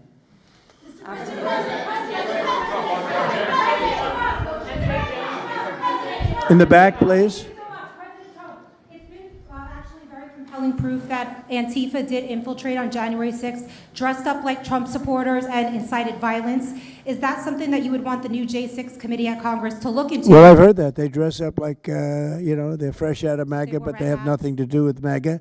And they make trouble and they try and blame it. And yeah, we know some of that and we will be acting on some of that. We've seen it. We've seen it. So I think you could stay a little longer, but you know, the problem is, although you have some very honest journalists in here, you also have some mostly, largely dishonest journalists like MSDNC and CNN. I think they're very dishonest, unbelievably. It's like a waste of time even talking to them. But I have to go now to try and solve some problems in the Middle East, although I'm very well represented by our Secretary of State. He could probably do an even better job than me. But who knows? We don't want to take any chances. So we're going to go and do that. If you'd like, Pam, would you like to stay for another 5 minutes, 10 minutes while we have all these great people? And I'll let Pam and Christy take over and get some good points out. I just want to thank the people around the table in particular. You've been amazing. You've been brave. You're real patriots. You're real patriots. And at some point, we're going to have to look into, at least in certain cases, rewarding you with some very important medals and honors, okay, as we have done and will be doing with Charlie Kirk. You know, Charlie is getting the Presidential Medal of Freedom, which is our highest award outside of the Congressional Medal of Honor. And I think they're sort of even. One's civilian and one's military. But unfortunately, the civilian sometimes is military also because of what we have to go through on the streets of this country. I can only tell you this. We have a great nation. We have a nation that's right now the hottest in the entire world. We're the hottest nation in the world, despite all of the things we've been saying today. But that's going to make your job easier, because nobody's doing better than we are financially. We've never done better. We've had, I think, 58 stock market increases since I've been top, meaning record increases. We have never seen anything like it, and we're going to keep it going. That makes it a little bit easier for what we're doing. I guess maybe it also makes some people crazy because they don't want to see us do well. But we're the hottest nation anywhere in the world, and we were a dead nation 1 year ago. I say it all the time. We were a dead nation. Now we're the hottest nation in the world, and that's said to by every leader. One of the reasons that we have every country already signed up or just about to sign, every country in the world on this whole mess we have going over with Hamas and the Middle East and all of the things you see, is they respect our nation. A year ago, you wouldn't have been able to get it. You certainly couldn't have gotten it with Biden. You didn't know where the hell he was. But a year ago, you wouldn't have been able to have a situation like this. So I just want to thank the people around this table, and certainly the officials around the table, because they've been incredible. They've been brave. And I watched yesterday, Pam, and I watched a little bit. I thought it was so good. I rounded up, and I watched it late in the evening because I thought you were fantastic yesterday. You really, look, you had some wonderful senators, some great politicians asking you very fair questions, and you had some real slime balls. But I thought you were amazing, so thank you very much. And Christy, thanks for the great job. Cash, thanks for the great job. Always my man back down there. He's the silent type, but he's a hell of a lawyer. Thank you all. We're going to get peace in the Middle East. That's what we want to do. Thank you very much, everybody.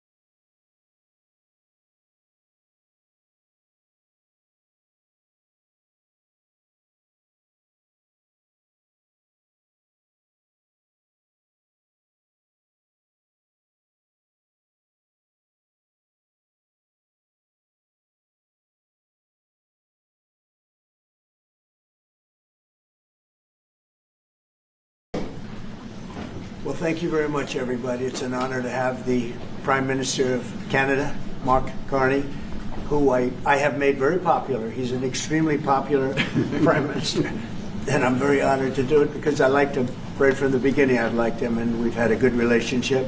We have some natural conflict, but we will probably work that out. But we've had a very strong relationship, and your hosting of the various countries that showed up, that was a beautiful job you did, and I appreciate it very much.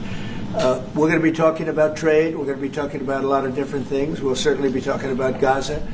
We're in very serious negotiations to, I guess you could say, depending on the way you count, 3,000 years. You could say 500 years. You could say, but that it's been raging for a long time. And I think there's a possibility that we could have peace in the Middle East. It's something even beyond the Gaza situation. We want a release of the hostages immediately, etc. And so our team is over there now. Another team just left, and other countries, literally every country in the world has supported the plan. Yep. I don't think there's anybody that hasn't, actually, not that I've seen. But there's a real chance that we could do something, so you may have some questions on that later. But in the meantime, we'll spend some time and we'll make some deals and we'll do some things that are good for both of our countries. And Mark, it's an honor to have you. Thank you very much. Thank you very much, Mr. President. If I may, you kindly hosted me and some of my colleagues a few months ago, and I said at the time, you are a transformative president. And since then, the transformation in the economy, unprecedented commitments of NATO partners to defense spending, peace from India, Pakistan through to Azerbaijan, Armenia, disabling Iran as a force of terror, and now, and I'm running out of time, but this is in many respects the most important. The merger of Canada and the United States. That wasn't where I was going. On this solemn day of commemoration of the horrific attacks of October 7th, for the first time in decades, hundreds of years, thousands of years, this prospect of peace that you've made possible. Canada stands foursquare behind those efforts, and we'll do whatever we can to support them. Nice. Yeah. Thank you very much. Any questions? Is there any, what would it take for you to drop or lower your tariffs on Canadian sectors, including aluminum and steel? Well, we're going to be talking about that with the Prime Minister. We'll be talking about tariffs. We'll be talking about a lot of that, but that's for a little bit later on. Has the Prime Minister I want to just acknowledge our great ambassador. Is he doing a good job? He's doing a good job. Otherwise, I'll get him out of there so fast.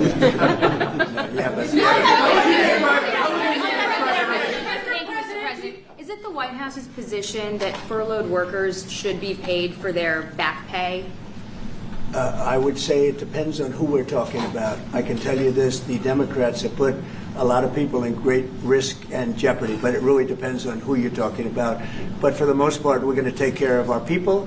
There are some people that really don't deserve to be taken care of, and we'll take care of them in a different way. Okay? Thank you. Mr.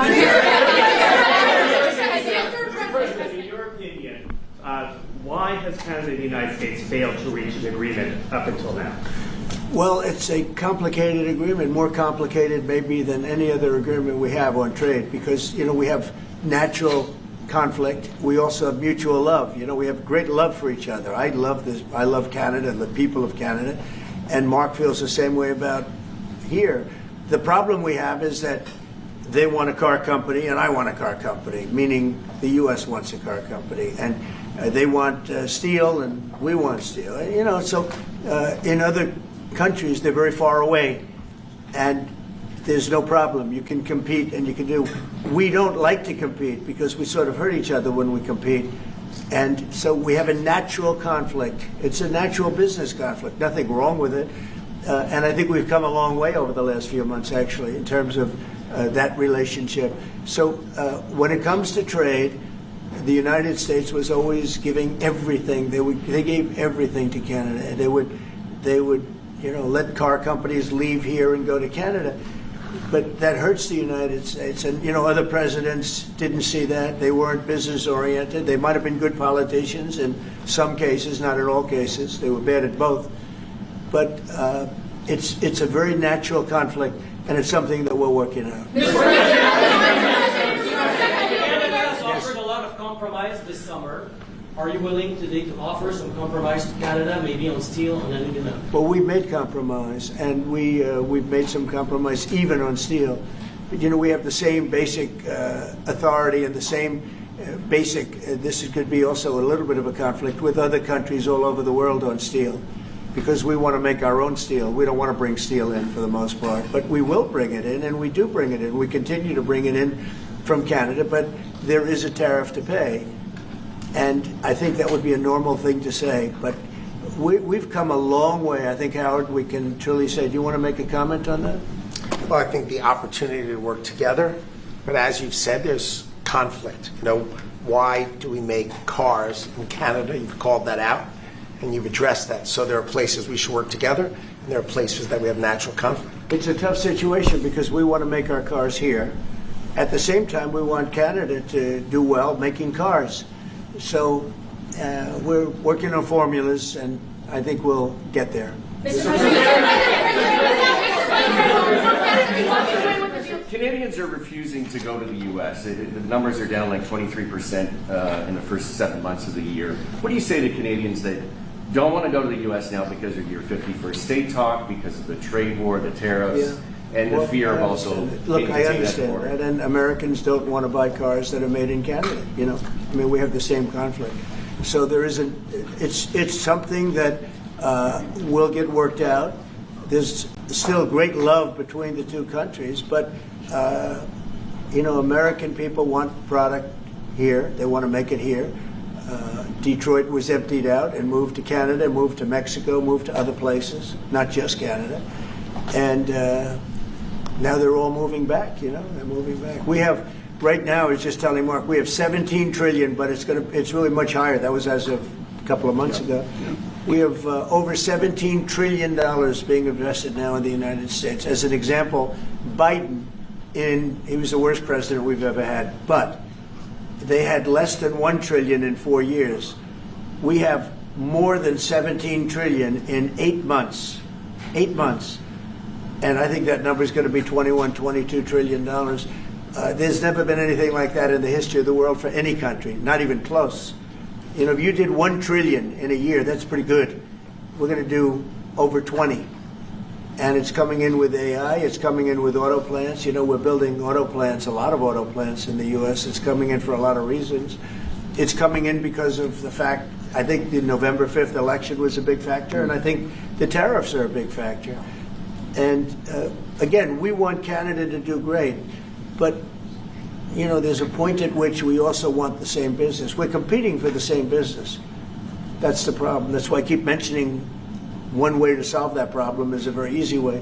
But we're competing for the same business. He wants to make cars, we want to make cars, and we're in competition. And the advantage we have is we have this massive market. So it's it's quite an advantage.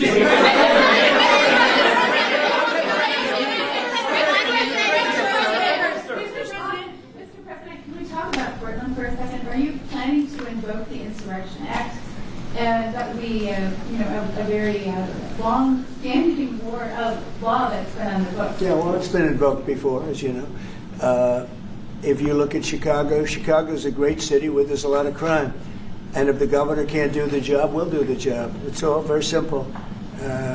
They probably had 50 murders in Chicago over the last 5, 6, 7 months. Many people were shot. And then the governor gets up and he says, well, we can handle it. They can't handle it. They don't know what they're doing. The mayor is grossly incompetent. He's at a 4% approval rating in Chicago. He's at a 4%, lowest approval rating, lower than even de Blasio had, which is hard to believe in New York. I thought de Blasio would always maintain that record, but the Chicago guy is even lower. So I think that we want safe cities. If you look at D.C., you would right now, Mark, you could go out, take your family out to dinner, you could walk right down the middle of the street. There is no crime in D.C. When I got here, this place was a raging hellhole where people would come from Canada, people would come from other places and end up getting shot. Nobody's being shot. The National Guardsmen, unbelievable. I mean, they are strong, tough guys. We won something at the Supreme Court, which is a big deal, merit. Everything now in this country is merit-based. I didn't think I'd ever see it again. And we have our soldiers are merit-based too, and they're central casting. And they walk through that town, and I'll tell you what, this place is safe. It's beautiful.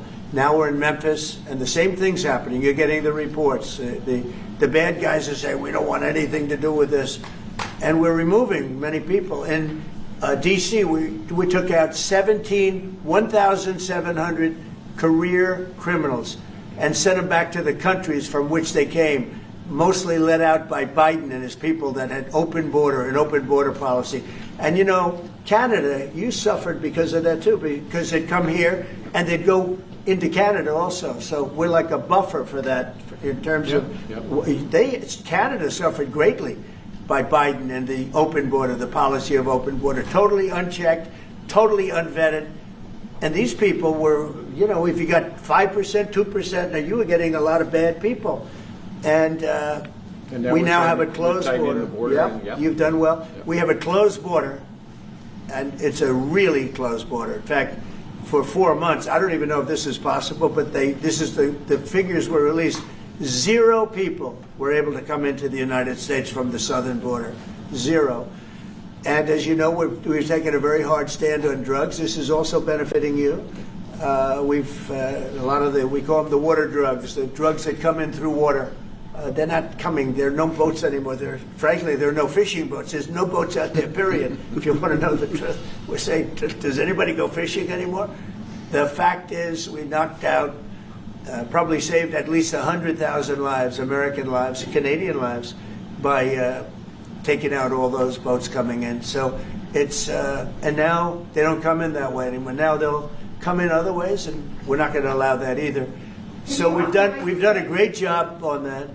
But on crime, Chicago's a great city, but you can't be a great city if you have murders and if you have a lot of problems, and they do. And they have an incompetent policy, just like they had open border policy. Anybody could come in. They came in from prisons.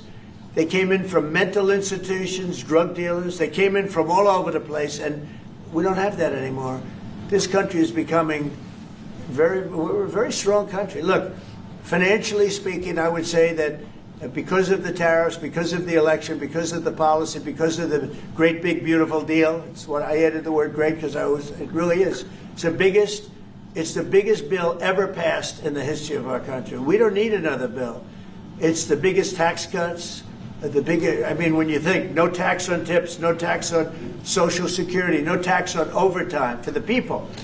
But far beyond that, what it does is incentivizes auto plans and AI and all of the things that nobody's ever passed a bill like it. We don't need another bill. We don't need any more bills. I said, let's get it all at once. I was greatly helped by our Speaker, Mike Johnson, and by the Senate. I'll tell you what, John Thune's both of those guys have been incredible. And we got a bill passed that I said, let's see if we can get it all done. Because these Democrats are like insurrectionists, okay? They're so bad for our country. Their policy is so bad for our country. I said, let's see if we can get it all done and everybody said it's not doable. Because it's the biggest bill ever passed in the history of our country. And we got it all done. We don't need anything else. We got everything we want. And now, because of that, that's a big reason why the companies are coming in. 1 year depreciation, 1 year write-off, 1 year expensing. Nobody's ever seen anything like it. So they're coming in from all over the world. But to have a great country, you can't have crime. And we don't have crime, but we have cities where there's tremendous crime. And Chicago's one of them. And if the governor can't straighten it out, we'll straighten it out. Thank you. A question for the president.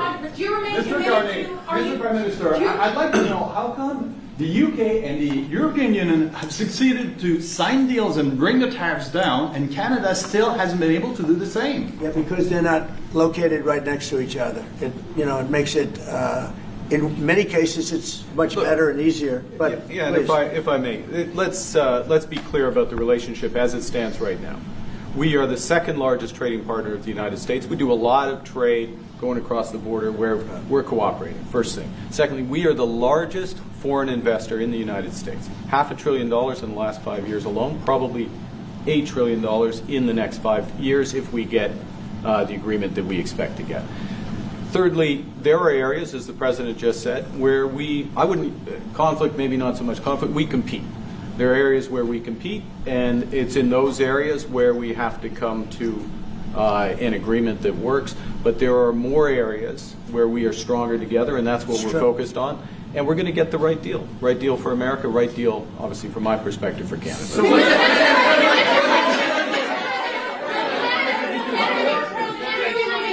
Including one thing that, wait. So one thing where we are working very closely is the Golden Dome. That's the protective mechanism, and you see how that works. It's unbelievable.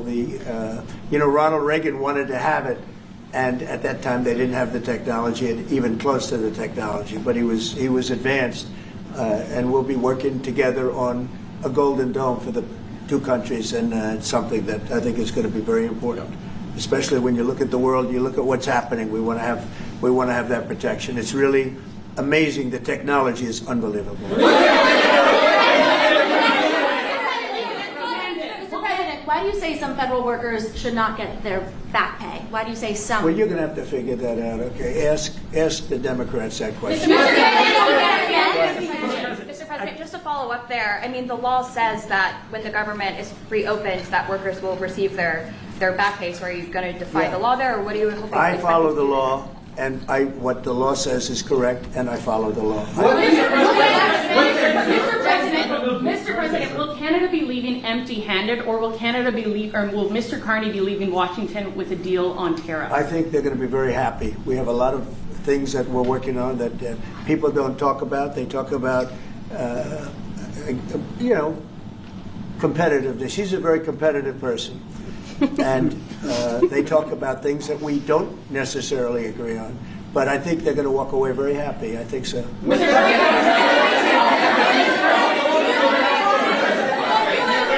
President, on all your trade deals that you've signed, there's been a minimum tariff that countries have got. When USMCA gets renegotiated, do you want a minimum tariff on goods between Canada and the U.S.? Well, we're going to have tariffs between Canada, and, they have them with us. I will say with our farmers, as you know, they went up to as much as 400%, 250, 300, and even one at 401. We found one having to do with a very small product, but it was high. So we've always had tariffs between the two of us, and actually Canada was charging us very high tariffs on our agricultural things, a lot of our agricultural product, and that's one of the things that we talk about for bringing that down. So this is a mutual thing, but we've been charged tariffs. Look, we're the king of being screwed by tariffs, just so you understand. And I'm not talking about with Canada. I'm talking about with countries all over the world. When you look at Europe, when you look at China, when you look at all of the, almost every country charged the U.S., we didn't charge them. Because we were led by stupid people in many cases. Stupid people. They took advantage of our country. They're not taking advantage of us anymore. If you looked at European Union, they're all my friends. I don't blame them. I blame our presidents. I blame our past presidents and, business leaders. But we are the king of countries that have been taken advantage of for many, many years. We've been paying trillions and trillions of dollars and receiving nothing at all. As an example, prior to the deal with Europe, where they pay a lot of money, but they're happy and I'm happy. The deal was good. It's a fair deal, but it wasn't fair. You couldn't put a car into Europe. You couldn't sell your agriculture into Europe. You couldn't do anything. And now we have it so that it's open. We charge them tariffs.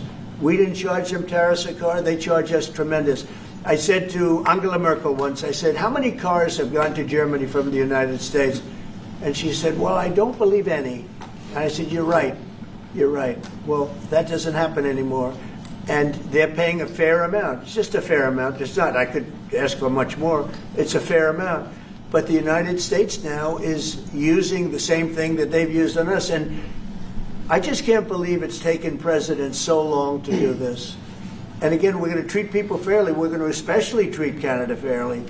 But I can't believe it's taken so long where we get charged and don't charge them. Japan was a good example. We made a deal with Japan. You saw that, Mark? A deal with Japan. It's a much different deal than we've had in the past. But they would send us millions of cars, no charge. We weren't allowed to send them cars. We sent no cars. I doubt you had one car go into Japan because we were restricted. They didn't want our cars. Same thing with Europe, same thing with other places. So now all we do now is fairness. But fairness leads us to the most successful country there's ever been. You know, we have some advantages over other countries, and we do have a great market. We have an amazing market. But you know what? If I let this go, if we didn't win this election, if we had these people that were running, that were ruining our country, destroying our country with their open borders and men playing in women's sports and transgender from everybody and windmills all over the place, if we allowed that to go on for another couple of years, we would be, I'm not sure that we'd even have a country. Still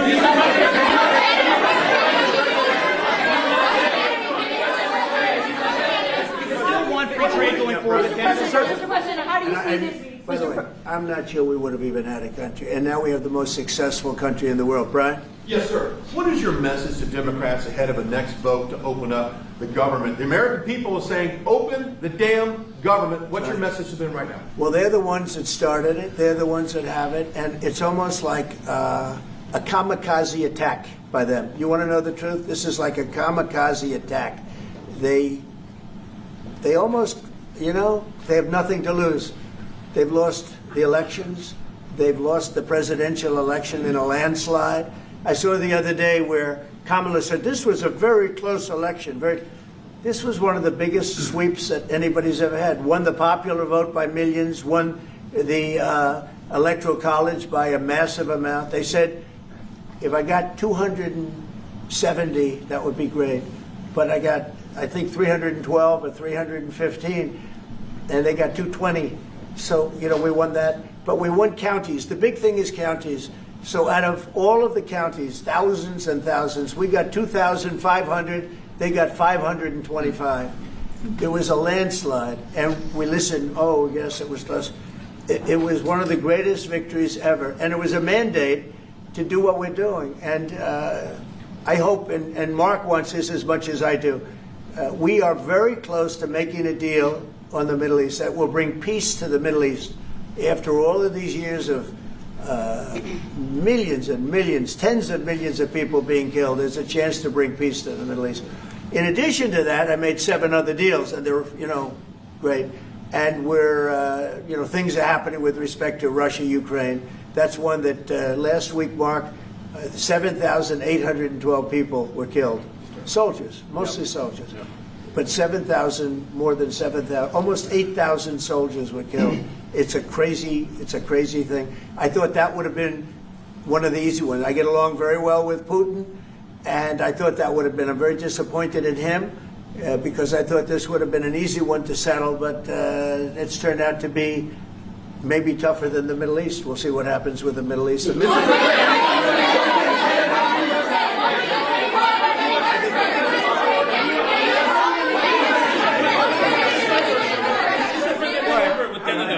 Is the fentanyl crisis over with Canada, with the Canadian border? Is what? The fentanyl crisis. No, it's not over. It's never. I think it's never going to be over, frankly. But they've done. Canada's worked hard, and they've done a much better job than in the past. We have very few people coming in through our southern border too. We've worked with Canada and we've worked with Mexico, so we've made it a lot better.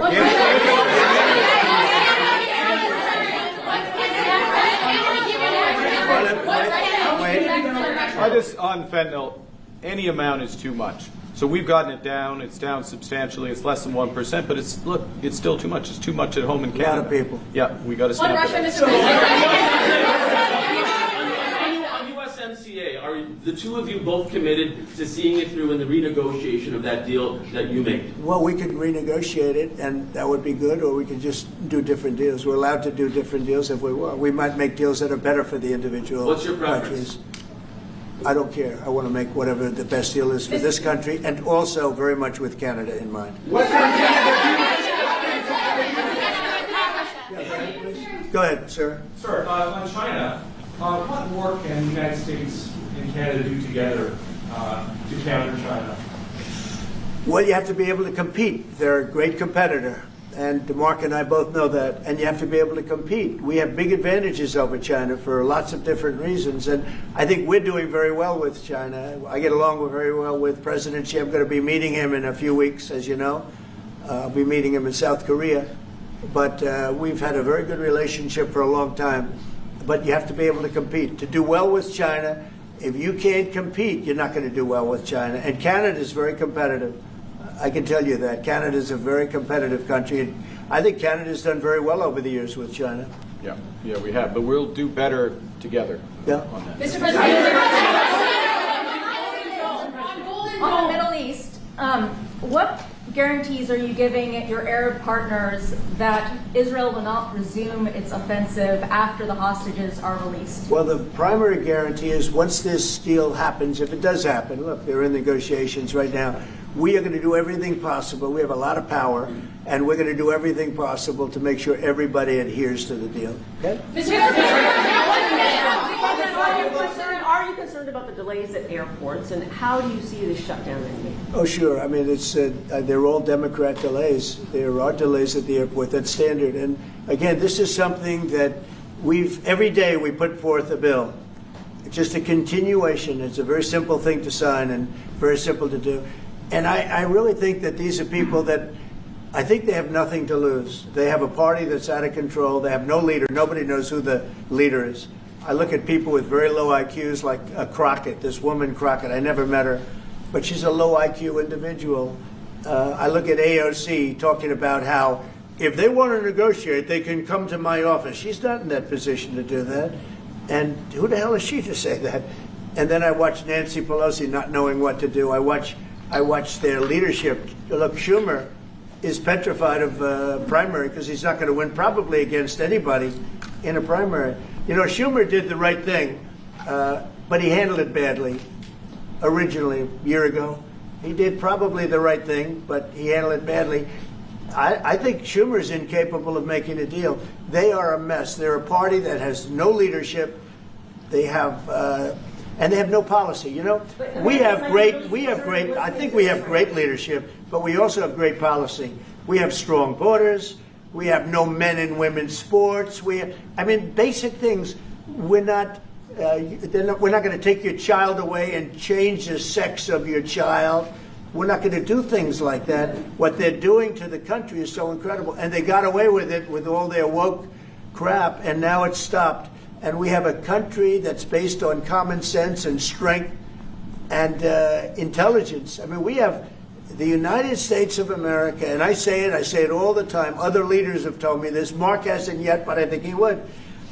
A year ago, we were a dead country, and now we are the hottest country anywhere in the world. Maybe Canada. I'll give Canada, but because I do like Canada. But you know, we're the hottest country in the world right now. There's never been a country that has the kind of money coming into it. There's never been anything like this. There's never been a country that if you take $1 trillion, that would be unbelievable. We're going to have over $20 trillion invested in this country. There's never been anything like what you're seeing, and it's based on good policy and common sense and leadership. Yeah. Mr.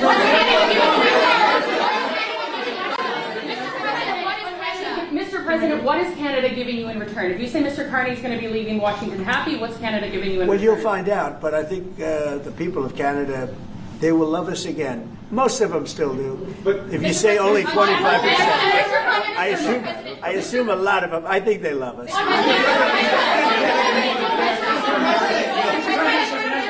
And you know what? I'm not the biggest hockey fan, but I like it a lot. And I watched some of the greatest hockey games I've ever. How good were those games, right? Yeah, very good. Mm-hmm. We're coming down for the World Series, Mr. President. Okay. By the way, your team is looking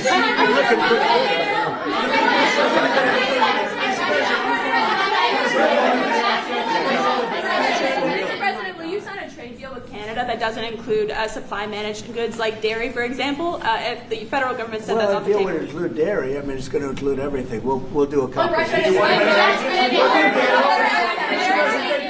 Have you identified programs to eliminate under this shutdown? Oh, sure. Sure. Which ones? We have a lot, I'm not going to tell you, but we'll be announcing it pretty soon. But we have a lot of things that we're going to eliminate and permanently eliminate.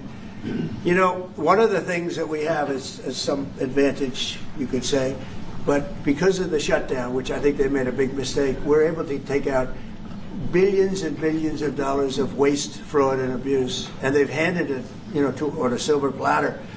And you know Russell Vogt, he's a serious person, very serious person, and he's sitting there and he's getting ready to cut things. And this is something that was handed to us by, I assume, Schumer. I just don't know if Schumer has any power anymore. I look at your leadership, I don't know who to speak to. I'll tell you what, I'm getting calls from Democrats wanting to meet. I never even heard their names before, and they're claiming to be leaders. The Democrats have no leader. They remind me of Somalia, okay? You know? And I met the president of Somalia. I told him about the problem he's got. I said, you have somebody from Somalia who's telling us how to run our country. She's from Somalia. He said, would you like to take her back? He said, no, I don't want her. Okay, so you know what I'm talking about? We're working, so you're talking about. Say it again. How many permanent jobs are you talking about to be eliminated? Well, I can tell you, I'll be able to tell you that in 4 or 5 days if this keeps going on. If this keeps going on, it'll be substantial. And a lot of those jobs will never come back. But you're going to have a lot closer to a balanced budget, actually. Is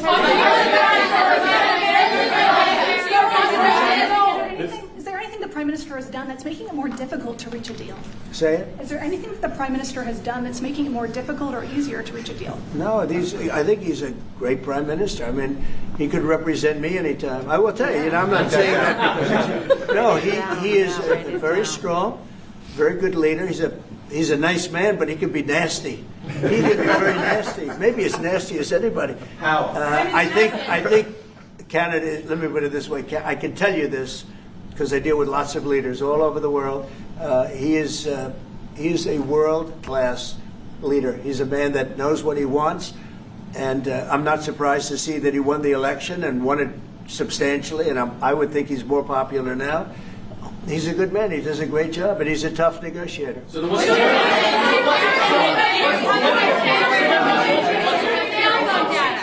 what's holding things up? If he's a great man and you want to do a deal with Canada, why aren't you? Because I want to be a great man, too. Thank you very much. Thank you. That could have been Thank you very much. Thank you.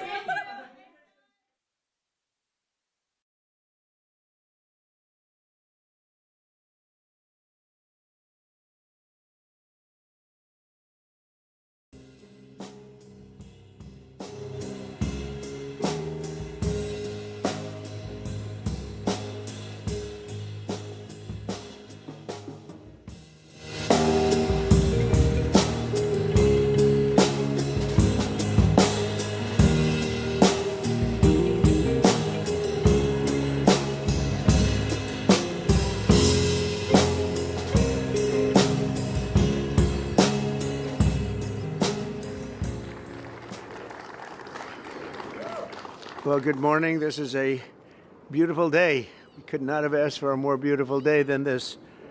And maybe that means something that brings us a little luck. But it's a great honor, and I'm delighted to welcome you to this very special place, the White House, to celebrate the annual National Day of Prayer.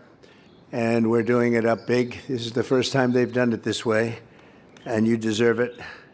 We all deserve the White House. The White House is special.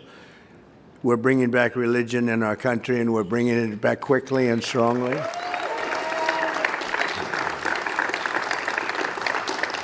Because for America to be a great nation, we must always be one nation under God, a phrase that they would like to get rid of, the radical left. But Ben, I don't think we're going to let them get rid of that, right? We're not letting them get rid of that. I want to thank a man of incredible faith who's with us, Speaker Mike Johnson, for being here. He's done an incredible job. Thank you, Mike, very much. We're working very hard on a great, big, beautiful bill, and we're trying to come up with a name. And I said, why don't we just call it the Great Big Beautiful Bill? That's what everyone, so we're going to probably do that because everyone knows what it means. But later today, I'll be going to the University of Alabama to deliver the keynote commencement address to a record crowd. They have a big crowd. I guess they have 7 ceremonies. And they said, well, if you're doing it, we're putting them all together. I said, that's a lot of people. So we're going to put them all together. It's the first time they've done that. And I'll give it a shot. All right? I hope we can entertain. I will give it a shot. But before we begin, I want to let you know what I was just doing in a really great meeting with Speaker Johnson. We had also Majority Leader Steve Scalise, Chairman Brett Guthrie, who's a fantastic guy, and Chairman Smith. Everybody knows Chairman Smith. He's the most knowledgeable person on taxes and finances there is, to be updated on the progress of the One Big Beautiful Bill. We love that bill. I won't like it if it doesn't pass. Neither will you. Doesn't pass, your taxes are going to go up 68%. So think of it, 68. And this is a religious ceremony to me, but that's part of the religion. Because if your taxes go up 68%, you might give up your religion. You might have no choice. You'll be working too hard to try and make it. And that's the Democrats. That's what they'll give you. They'll vote against it. It's not even believable. It's called Trump derangement syndrome because honestly, everything in there is good for Democrats, Republicans, and everybody else. These will be the biggest tax cuts in American history with 100% expensing, which is something that people cannot believe they're getting. We did it in the last one, and we had the most successful economy in my first 4 years that we've ever had, the history of our country. And expensing was one of the things that led to that. But it's 100% expensing for companies investing in America and increasing take-home pay for the typical family by thousands of dollars a year. And to show you how middle income this is, there'll be no tax on tips, no tax on overtime, no tax for the great seniors in Social Security. So you have no tax on Social Security for our great seniors. And we have full deduction for interest. If you buy a car that's made in America, you get an interest rate deduction. That's going to be it's got to be made in America. If it's not made in America, we really don't care if you buy it or not. But if it's made in America, we want you to buy it. We make the best cars anyway. Things are moving along very well, and I just wanted to say the final details are coming together, and they're coming together rapidly, and I think we're right on schedule, Mike and everyone. And I want to thank you and this group and all of the people that are over there right now, not in the sun. They're working on the bill. It will be the biggest bill ever passed in the history of our Congress, our Senate, and Congress. That's a big achievement. One of the things that's very important will be saving Medicaid for Americans in need. We will not let the Democrats destroy it and all the waste, fraud, and abuse that they seem to love.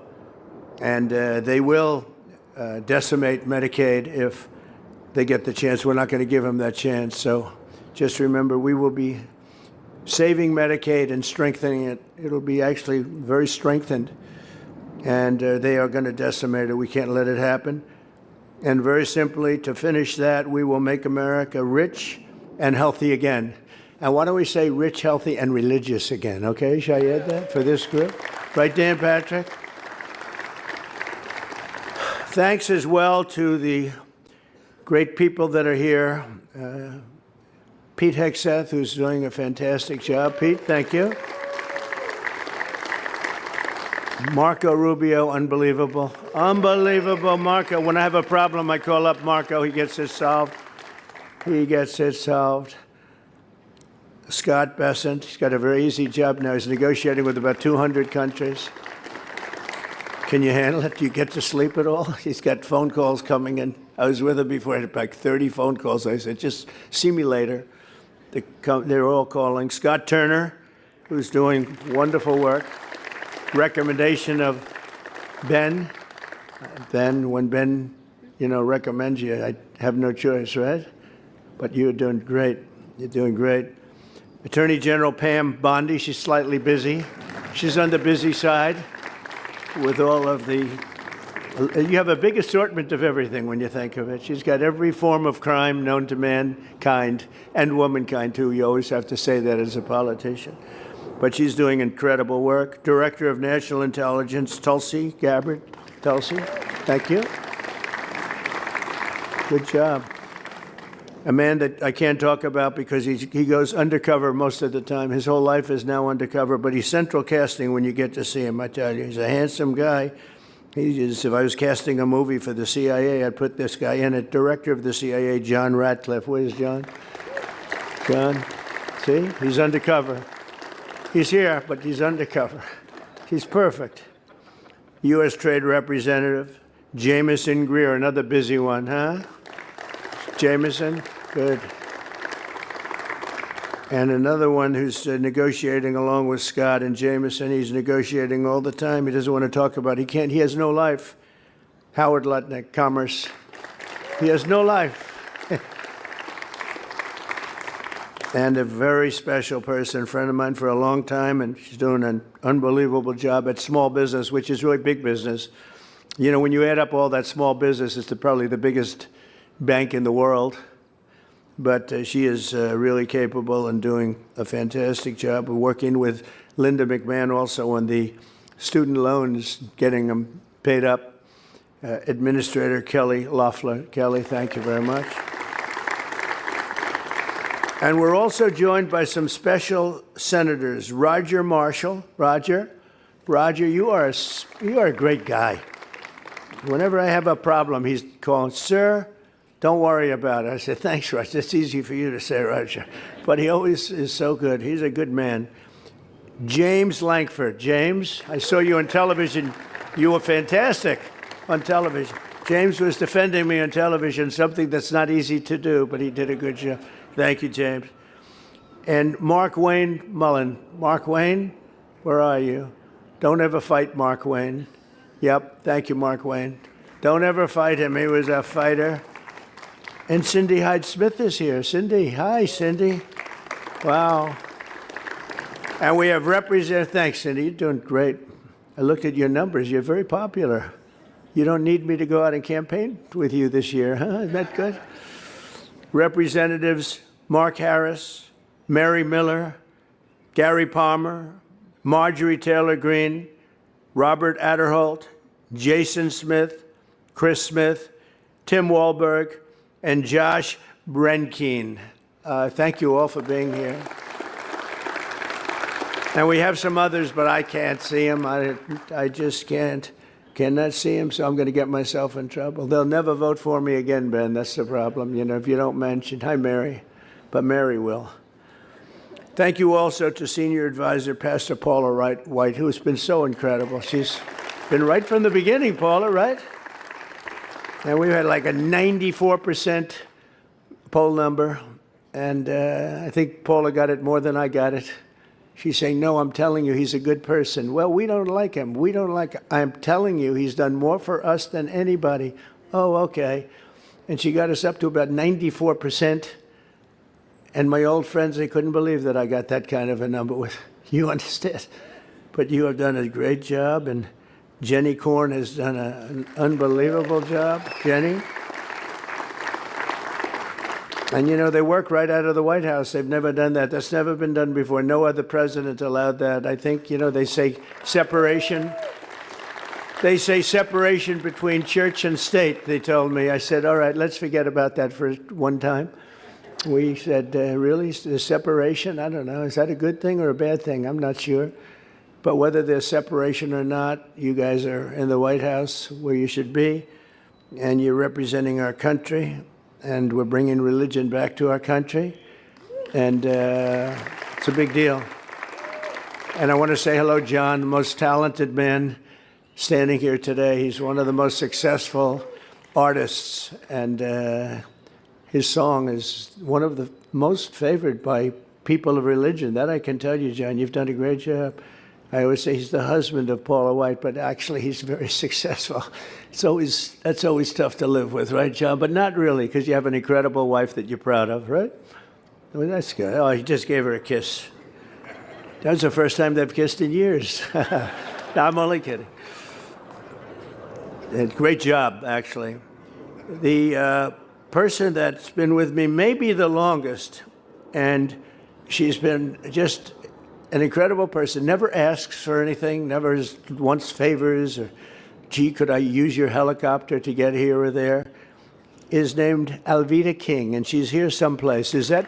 Hi, Alveda. She was here before it was popular, before I had record numbers with the black vote. She was here long before I had record numbers, right? Alveda saw something, and yeah, she was here at the very, very beginning when we were polling on the low side with the black population. Now we're setting records with the black population. We got criminal justice reform done.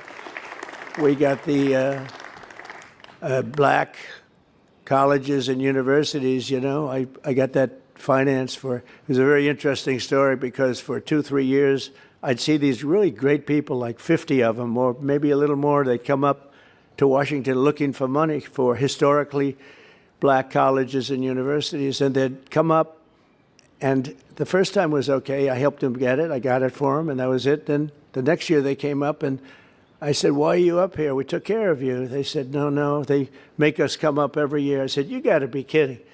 So we took care of them, Speaker. We got them long-term 10-year financing, more money than they were asking for. And I would say, I think I'm the most popular with those 50 people. They like me. They couldn't believe it because they were forced to come out. This is for 40 years. Every year they'd come up. You know that, Ben. They'd come up, and some of them became friends of mine because they'd come up looking for money all the time. And I said, we got to get you like some long-term money. And I said to them, the only bad thing is I'll probably never see you again. And largely, but I see a couple of them here, largely that happened. But I took care of them, but they never had to come up. So it was a big thing. It was talked about last night, actually, on television. Today, as the American people turn to God in prayer, we continue a tradition older than our independence itself. Nearly 250 years ago, on June 12, 1775, the Continental Congress appointed a day of fasting and prayer so that Americans fighting for their liberty could seek the help of the Almighty. And when you look at that, June 12th, 1775, so we have a very, very special day coming up. You know, we have a lot of them during this term. And interestingly, I had none of them had I not had a rigged election. Had the election not been rigged, I would have been out of here. I would have been gone. The radical left would have said, we got rid of him finally. But no, now they have me for another 4 years. We talk about that. And in the other 4 years, you know, I sort of said, I got the Olympics to come in, and I got the World Cup to come in. And I said, you know, the sad part is it's going to be in the, would be the third term.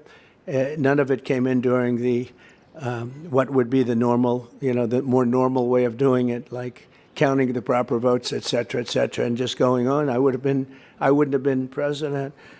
But now we end up with 4 years later, and we have the 250-year anniversary, and that will be June 12th, 250 years.